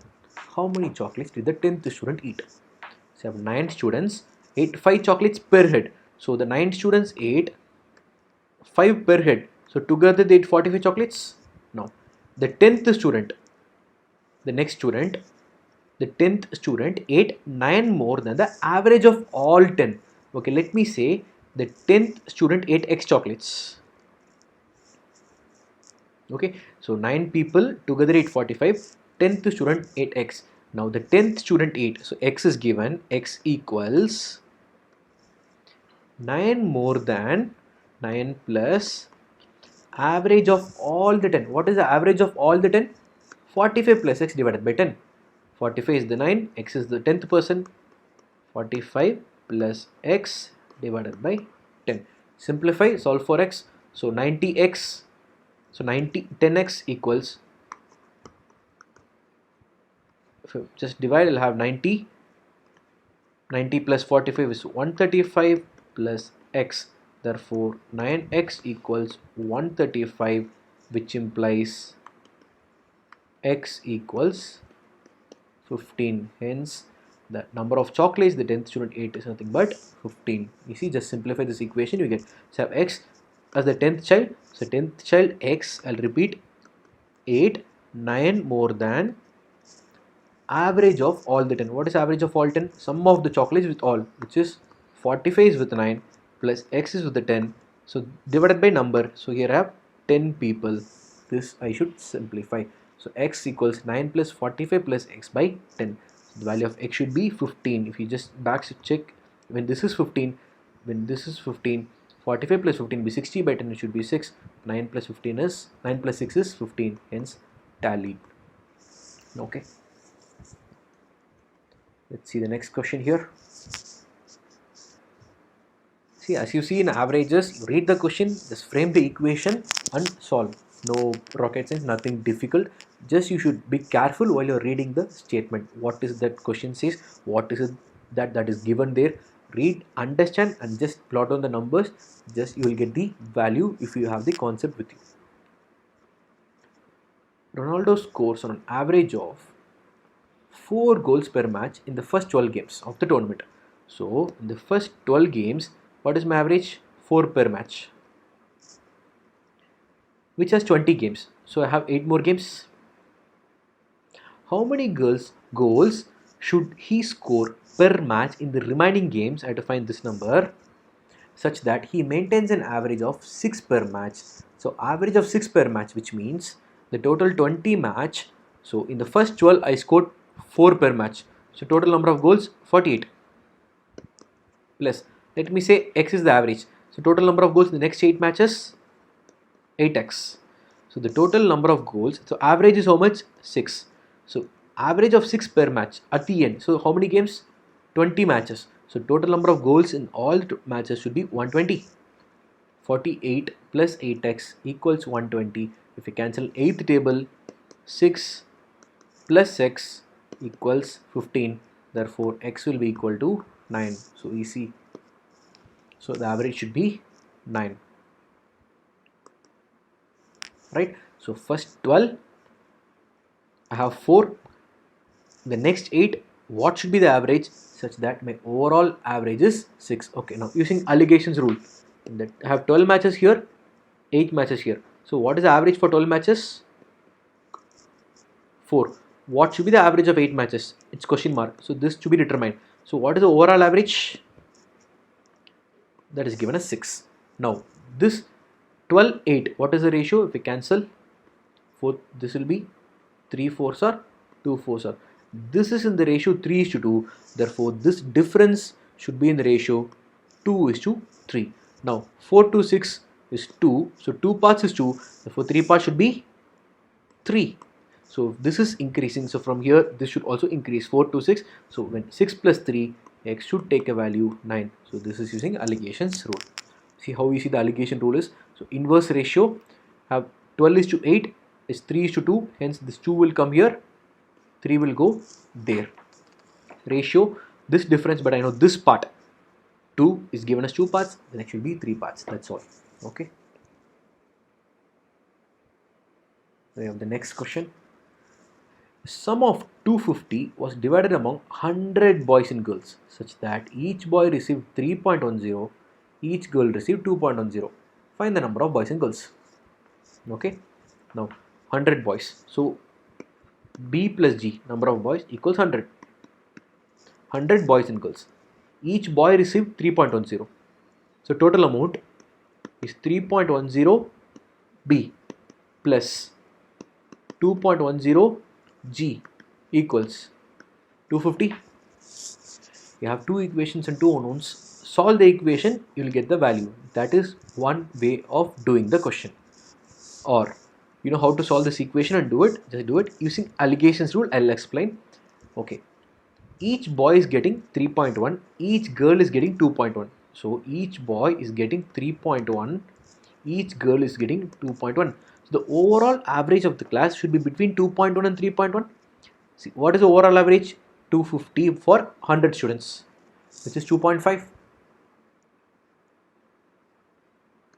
Yes, so the overall average is 2.5. This is because I have some number of boys and some number of girls.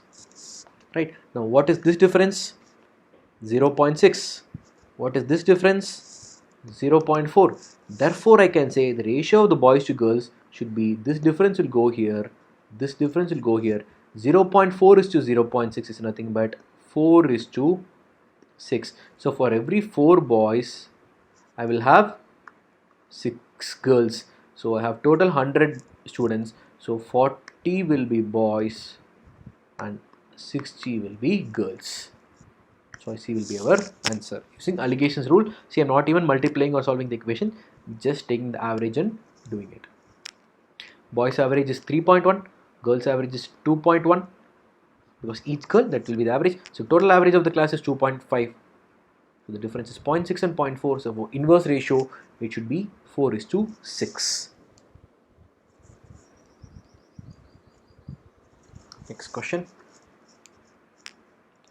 Morrison's bowling average is 18.3. He took 5 wickets and gave 16 runs. Okay, what is average? Runs by wickets. Fine. Now bowling average is given as 18.3. he took 5 wickets and gave 60 runs, thereby his average decreases by 0.3. Okay, now the average is 18.3.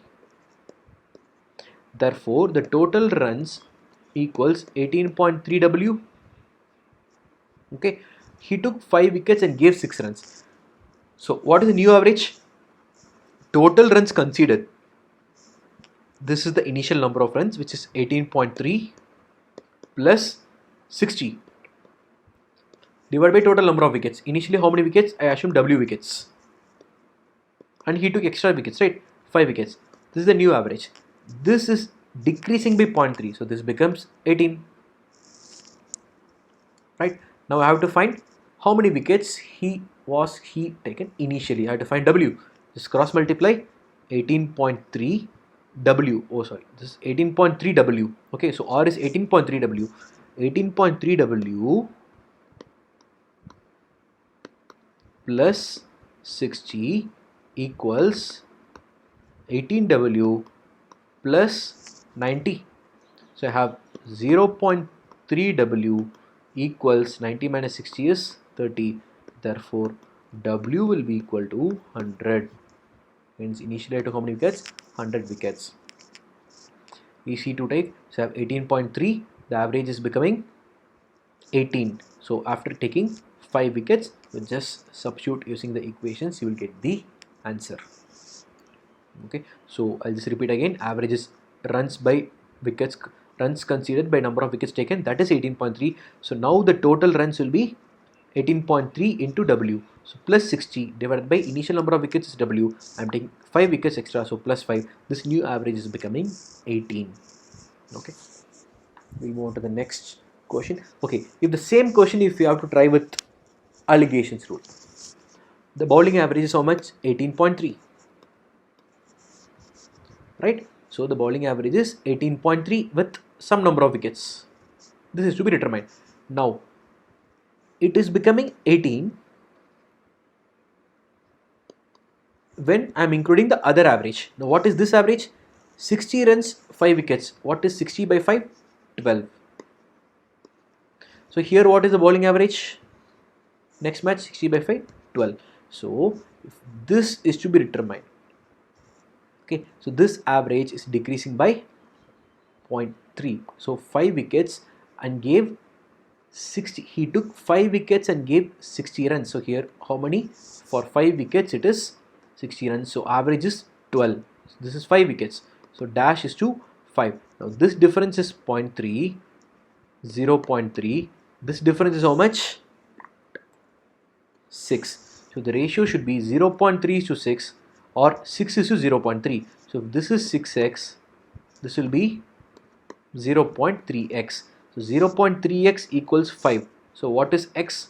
5 divided by 0.3. So multiply with 6. I'll get the answer. Numerator and denominator multiply by 10. This will become 50. This will become 3. So when I cancel, this will become 2. 50 into 2 will be 100. Hence this value should be 100. This is using Alligations rule. So you take the average. 18.3 is the old average. Then in one match the average is 12. When I mix these both, the average is becoming 18. So what should be the ratio? So for that one match I took 5 wickets. For this 18.3, how many matches? For that 5 wickets was taken in the one match. For this average, when the average was 12. For this average to be 18.3, how many wickets are to be taken? Just use Alligations rule to get the answer. So I am giving for every question both the ways, equation, alligation, so that when you get at least the 4th or 5th problem, at least you will get both the methods, the difference, how the same question can be solved using the Alligation rule. Initially, if you are not able to understand the logic behind that, at least while solving the examples, you would have been able to understand. Okay. So I'll move on to the next question now. Right. A mixture of 60 liters of milk and water contains 20% water. Okay. How much pure milk should be added to the mixture to make it a mixture with 15% water? Okay. Now I have a mixture of 60 liters has 20% water.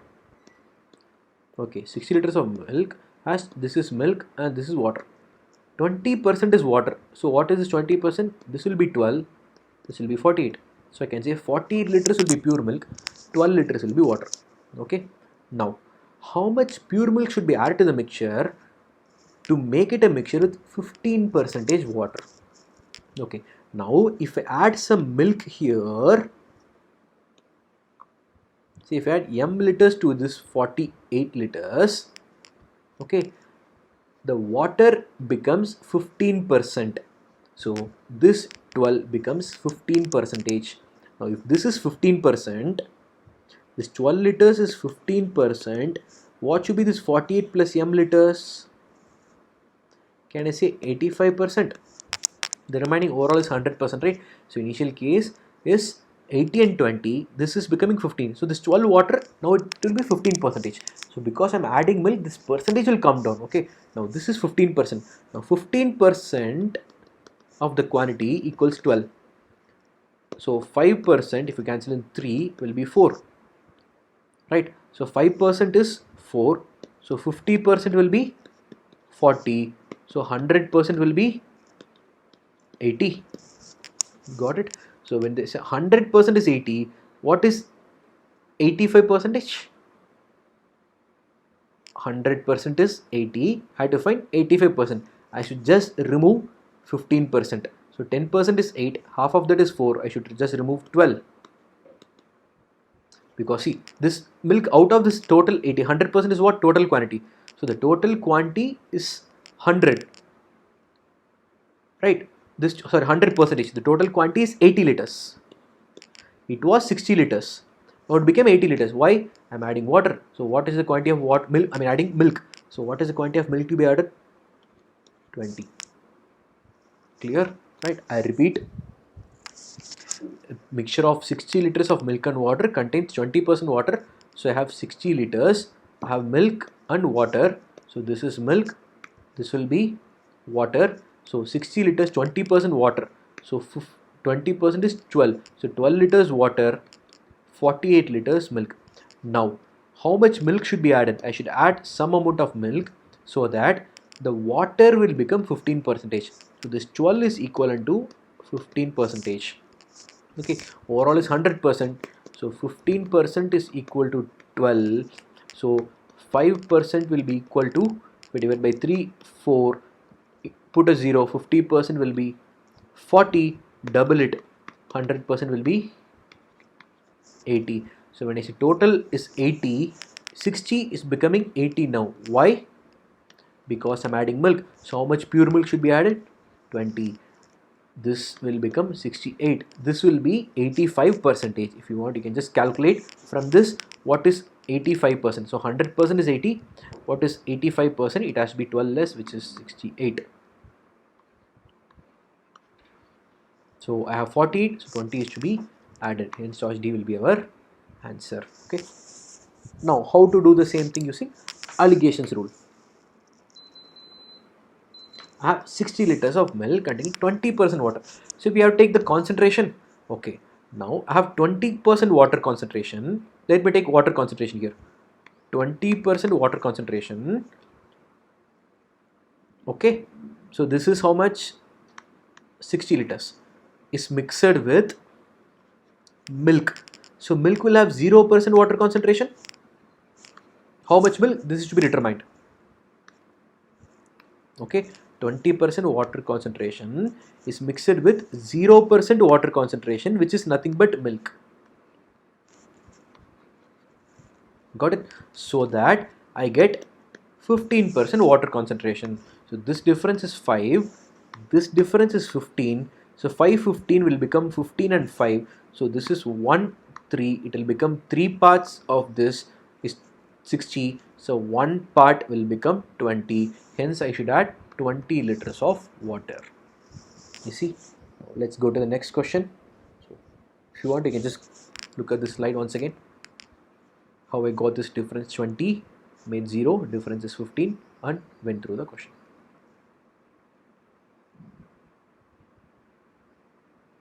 Right? Shall I move to the next? Okay. In what ratio should sugar at 5 per kg be mixed with sugar at 6.75 per kg so that the mixture worth 5.5 per kg is obtained. So I have 5 per kg is mixed with 6.75 per kg so that I am getting 5.5. You see what is this difference? 0.5. This difference 1.25. So this 1.25 is to 0.5 is the ratio. So this difference will go here. This difference will go here. So 1.25 is to 0.5. This is nothing but 125 by 50. 25th table. This will be 5 by 2. Hence the ratio should be 5 is to 2. Choice B will be our answer. So difference, just the inverse ratio should be our answer. Okay, is that clear? Alligations rule. Right, now let's go to the next question. Milk and water are mixed in the ratio 5 is to 4 in a can. Okay, if by adding 5 liters of water the can becomes full and the ratio of milk to water changes to 4 is to 5, what is the capacity of the can? Okay, now milk and water are mixed in the ratio 5 is to 4. So what is the meaning? I have 5x milk, 4x water. Okay, so this is the milk quantity, this is the water quantity. If by adding 5 liters of water the ratio becomes 4 is to 5. This is the initial quantity of milk and water. If we add 5 liters, here is not 5, just if I add 5, remember we discussed in the basic thing when I gave. So if I add 5, this ratio becomes 4 by 5. We can find x. So if I just cross multiply, I'll have 25x will be equal to 16x plus 20. So 25 minus 16 is 9x equals 20. Therefore x equals 20 by 9. Right. Now what is the question? What is the capacity of the can? So initial capacity is how much? Initial amount of mixture is how much? 5x plus 4x 9x. Okay, by adding 5 it becomes full. So the capacity is 9x plus 5. When x is 20 by 9, when x is 20 by 9 into 9 will be 20 plus 5. Hence the capacity will be 25. Choice B will be our answer. Just go through this simple equation. You have to just solve the given equation. Let's go to the next slide.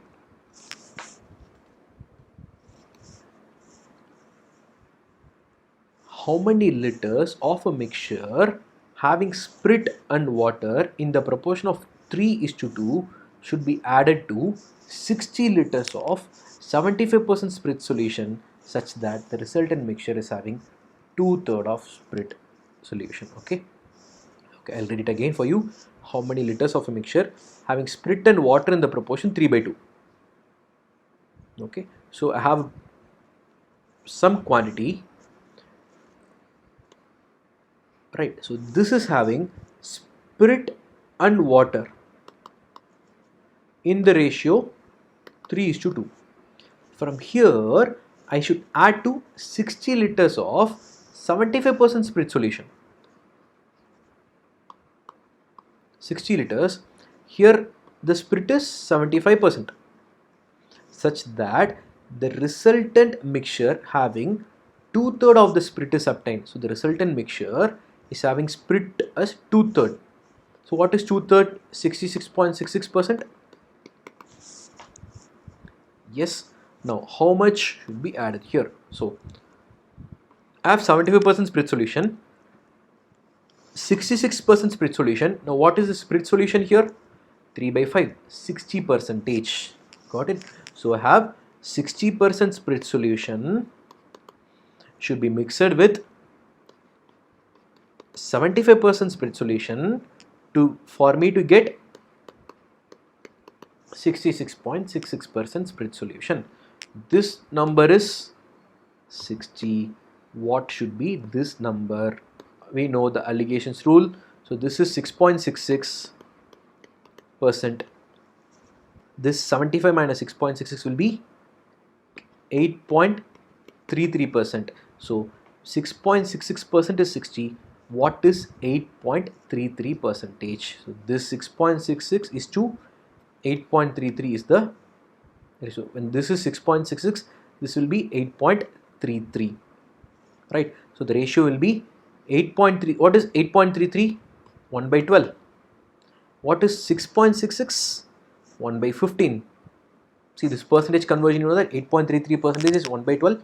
66.66 is 2 by 3. So 6.66 will be 2 by 30, which is 1 by 15. So if this is 1 by 15 and this is 1 by 12, inverse ratio, this should be 1 by 12 parts is to 1 by 15 parts. So when I say 1 by 12 is to 1 by 15, is nothing but 15 is to 12. So if this is 12 parts, this should be 15 parts. 12 parts 60. So one part is 5. 15 parts will be 75. So I should add 75 liters of this solution. Understood? Just go through this. I'll repeat once again. 3:2 is the initial concentration, initial ratio of spirit and water, that is should be mixed with 75% of 75% concentration of spirit solution, which is of 60 liters. In the 60 liters, 75% will be spirit. Now this is to be added to this so that I get 66.66% of spirit concentration. So this 3:2 is nothing but 60% of spirit and 40% of water. So 60% spirit, 75% spirit, 66.66% is the net result. Difference is 6.66, 8.33, which is 1 by 15, 1 by 12. So 1 by 12 is to 1 by 15 is the ratio, or 15 is to 12 since it's reciprocal. So 12 parts is 60, 15 parts will be 75. Hence the answer is choice C, which is 75. Okay. Now let's go to the next question. A can contains 50 liters of pure milk. From this, 5 liters is removed and 5 liters of water is added. Again 5 liters of the solution is removed and 5 liters of water is added. What is the quantity of milk in the mixture now? Okay. Let's try to understand this concept of mixtures when I remove and add. Okay. Let's say instead of 50, I say 100 liters. So I have 100 liters of pure milk. Okay. I remove 10 liters of milk and add 10 liters of water. Now, I remove 10 liters of milk. So now I'll have how much milk I'll have? 90 will be milk. Add 10 water. So 10 will be water. What is the total quantity? 100. It remains the same. Now, again I remove 10 liters of the solution and add 10 liters of water. So, when I remove 10 liters of the solution, that solution is having milk and water in the ratio 9:1.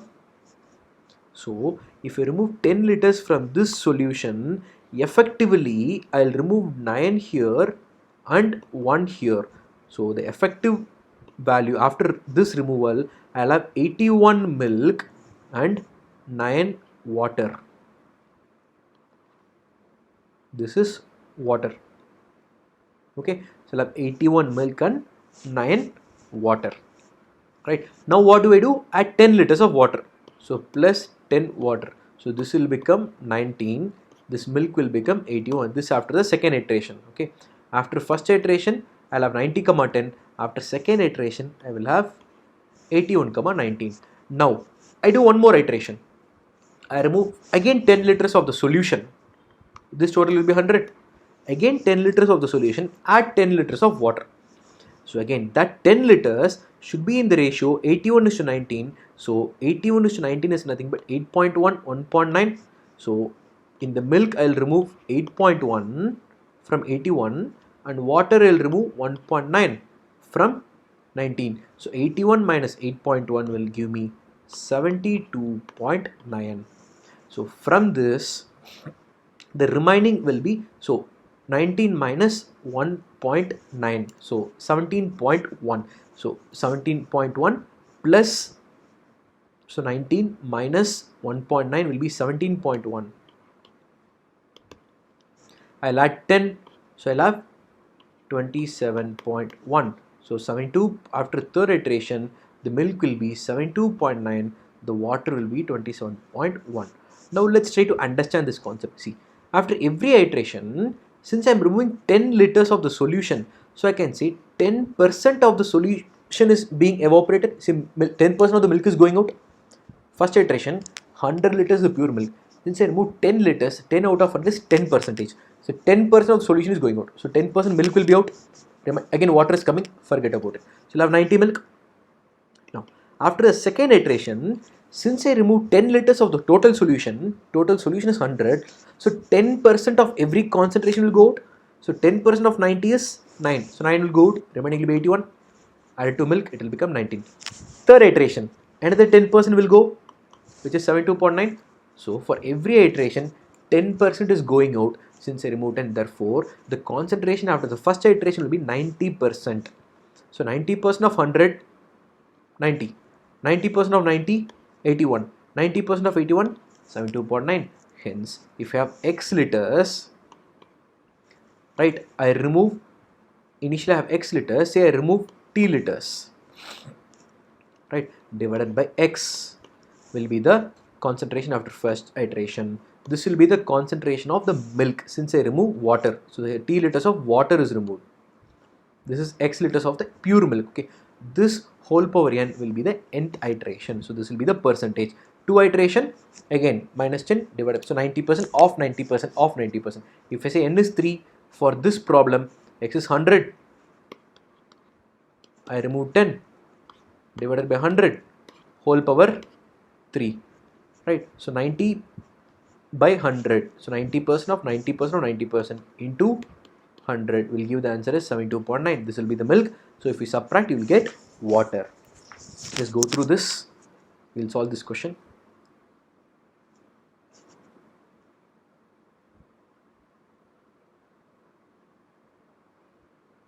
Okay, now 50 liters of pure milk, 5 removed, so which is nothing but 10% is going out, right? So after the first iteration, the milk will be 45. Fine. Again 5 liters, same 10% will go out. So after second iteration, the milk will be 45 minus 4.5 will be 40.5. What is the quantity of milk? Which is 40.5. That's all. Okay, the formula will be 50 minus 5 divided by 5 whole power 2 into 50. Okay, so this is 45 divided by 50. So 50 minus 5 divided by 50 the whole power 2. So 45 by 50 whole power 2 into 50, which will be 90, 40, 50 is 90%. So 90%, so 0.9 the whole square, which will be 81%. So this is 45 divided by 50 will be how much? If you catch 50 table, you'll have 9 by 10, which is 0.9.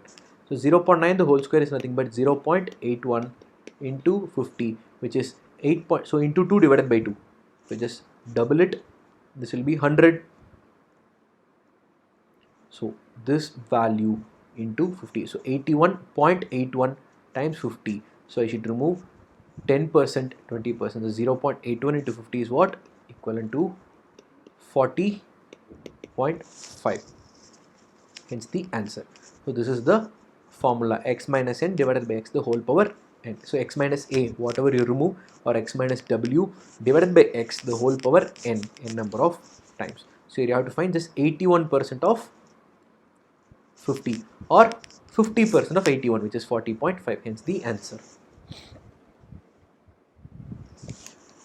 Now we have the next question here.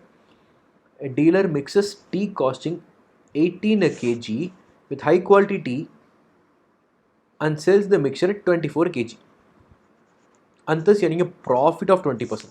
Okay, so I am mixing 18 per kg is mixed with some other high quality, and by selling at 24 I am earning a profit. See, this has a concept with percentages. If I sell at 24, I am getting a profit of 20%. Therefore, see, if I have 18 rupees, if you remember, I gave an example. We have two varieties, 20 per kg, 30 per kg. We had 24 per kg. Okay, there no profit, no loss. But here 18 per kg, dash per kg, net result 24, I am getting a profit. So if I should not get a profit, I should select cost price. What is the cost price? This 24 is 20% more than the cost price. So the cost price should be, so this 24 is 20% more profit. So this is 120% of cost price. So hence cost price will be 20 rupees. Only if the cost price is 20% more will become 4 rupees. This 24. So the actual cost price will be 20 rupees, so that I don't get a loss. If the ratio in which the tea ware mixer is 1:1, the ratio is given as 1:1. So this difference to this difference should be 1:1. This is 2. This has to be 2. This is increasing. This should increase further. It has to be 22. Hence the value here will be 22. Clear? So here the important term is by mix at 24, I'm getting a profit of 20%. So the actual cost price is 20 rupees. Okay. Now let's see the next question. Two vessels contain spirit in 0.5 and 0.75 concentration. So I have two vessels. Here it's 0.5, 50% concentration, 0.75, 75% concentration. If 2 liters from the first and 3 liters from the second are mixed, so I am taking 2 liters here and 3 liters here, which is 2:3 ratio. What will be the ratio of the spirit and water? So this is the spirit concentration, right? So spirit concentration of 50%, spirit concentration 75% in the ratio 2:3. What will be the net spirit concentration? So this is 2 and this is 3. So this difference should be 3. This difference should be 2. So overall is how much? 5x. So 3 and 2 is 5x. So what is this 5x? 0.25. So 5x is 0.25. So x will be 0.05. So what will be 3x? 0.15. What will be 2x? 0.1. Either subtract 0.1 or add 0.15 to this, 0.65. So what is 0.65? Spirit concentration. So if spirit concentration is 65%, what will be the water concentration? 35%. This is the ratio of spirit to water. If you cancel in fifth table, I'll have 13:7. Hence the ratio 13:7. So easy using alligation rule. I repeat, 50% concentration, 75% concentration, 2 liters here and 3 liters here. So the ratio 2:3, the difference should be 3:2. So this 3 to total is 5 parts. This 5 parts is given as 0.5 to 0.75 increase. That is 0.25. So 3x and 2x should be 0.25. 5x is 0.25, x is 0.05. So 3x will be 0.15, 2x will be 0.01. Okay, sorry, 0.1. So 0.15 or 0.1, either add 0.15 or subtract 0.1, you get 0.65. Therefore, the spirit concentration in the resultant solution is 65%. Hence, the ratio of spirit to water will be 65:35, which is nothing but 13:7.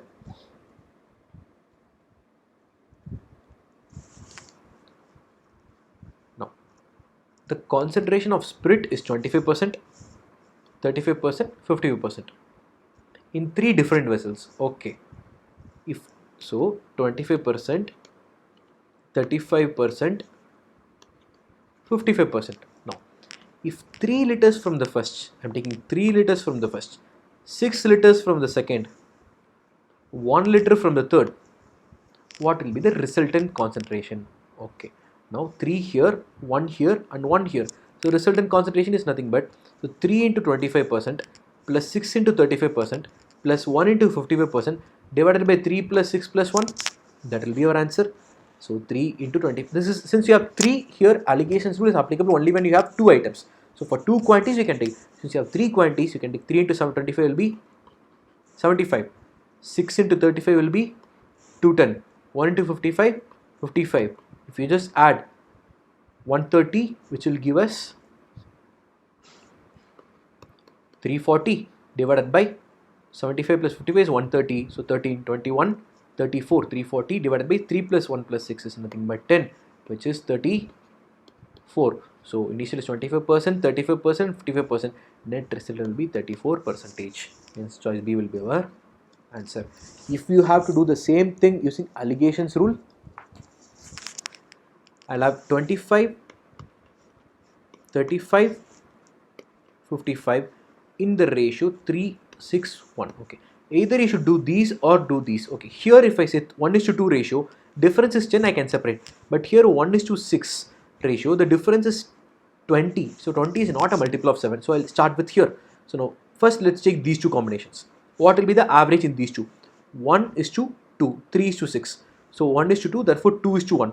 This difference should be 2 parts, this difference should be 1 part. So total difference is how much? 10. So here it's easy. So if I say 10 here, this 2 parts and 1 part, this will be 6.66, this will be 3.33. 25 plus 6.66 will be 31.66. So that is the average of this. So how many items are here? 9 items. So this is 9 liters. So now this is mixed with 55 concentration of 1 liter. Now the difference should be 1:9. So this difference is 31.66 to 55. You have to take the difference and 1/10. So 1/10 of 31, 55 minus 31.66. So 41, 51. 51.66 is 20, 52.66, 53.66, 54.66. So I have 23.33. This difference is 23.33. So 23.33 divided in the ratio 1:9. If I divide by 10, I'll have 2.33. So one part is 2.33. So if I add 2.33 to this, I'll get the average. So 31.66 plus 2.33, the value will be 34. Hence the required percentage. This is using Alligations rule. If I simplify these two, get the number, take the ratio 1:9. The difference is 23.33. So 10x is 23.33. What is x? Just add 31.66 plus x will be the average. Okay. So hence choice B will be our answer.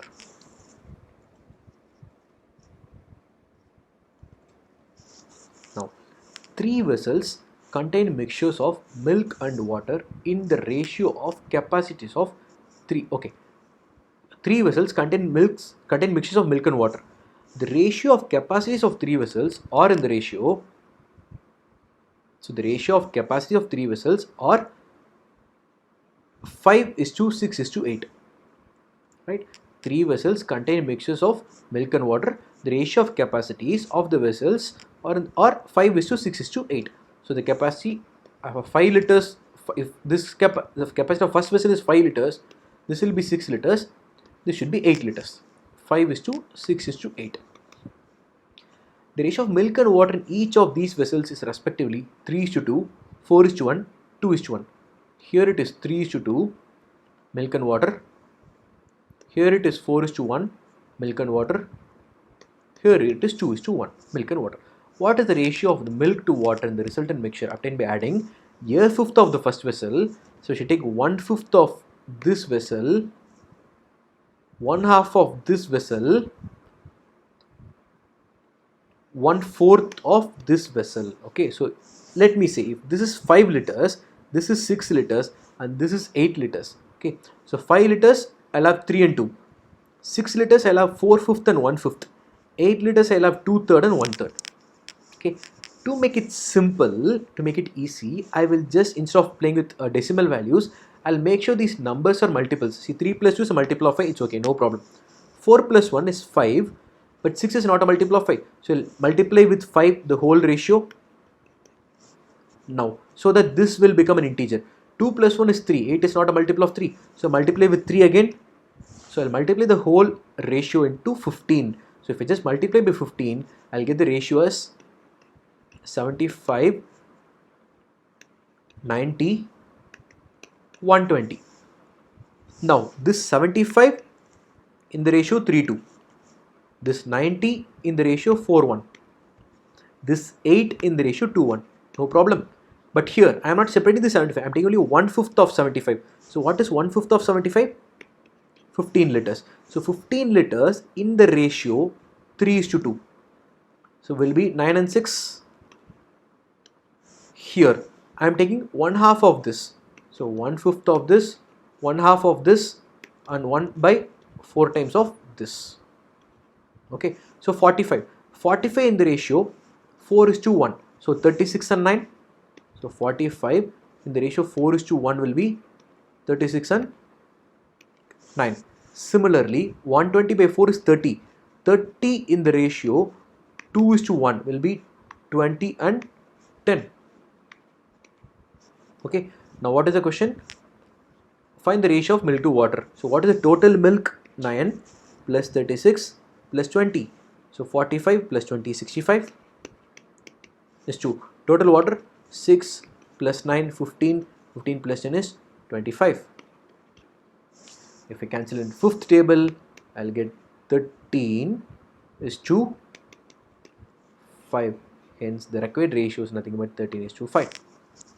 You have the ratio, you play with fractions. See here I'll get 1/5 is 5. So 3/5 of 5, 1. So that is a milk concentration. You do it like that. So we'll play with fractions there. It becomes a tedious process. Just convert it to an integral value so that you play with integers. At last you'll get the ratio. 35 is to 25. Sorry, 65 is to 25, which is 13 is to 5. Just look at this slide.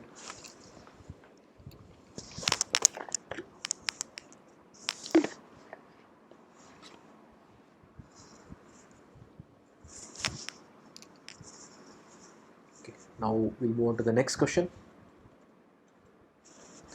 A sum of 15,000 was lent out partly at 6% per annum and partly at 9% per annum. If the total interest is 1050, what is the ratio of the amounts invested? You have seen a similar question in simple interest, compound interest, if you remember that. So here a sum of 15,000 was lent out partly. So X rupees I am lending at 6%, remaining 15,000 minus X I am lending at 9%. Okay, so 6% I am lending some amount, 9% I am lending the remaining amount. Okay, if the total interest is 1050, so total interest is 1050 out of how much? 15,000. So how much is this percentage? 10%. 1% is 15. So 10% is 150. 1% is 15. Can I say 7%? Right. So the total interest is 1050, which is 7%. What is the ratio of the amount invested in 2 raise? So net result I am getting 7%. So here difference is 1. Here difference is 2. Hence the required ratio should be 2:1. So that should be the ratio of the investments. So easy. See, 15,000 is 1050 is the interest. Therefore find the percentage. The 7% is the effective. So I have two varieties, 6%, 9%. Net result should be 7%. In what ratio I should give? So this is 1, this is 2. Hence inverse ratio, it should be 2:1 should be the ratio. Got it? We have the last question here. A man purchased a color television and a washing machine for 30,000. Okay, so I have purchased a television and washing machine, total for 30,000. He sold the color television as 30% profit, washing machine at 60% profit. So color television at 30% profit, washing machine at 60% profit. He makes a profit of 50% on the whole transaction. So total profit is how much? 50%. For how much did he purchase the color television? So 30% on this, 60% on this. Net result is 50%. If it is exactly between, the values of television and washing machine will be equal, but it is towards washing machine. Therefore, I can say the washing machine should be of higher price. So here the difference is 20. Here the difference is 10. So can I say 2:1 is there? So this is 20. This is 10. So inverse ratio. So this should be 10 parts. This should be 20 parts. Hence the ratio of television is to washing machine will be 1:2. Right. So total is 30,000. So hence this will be 10,000.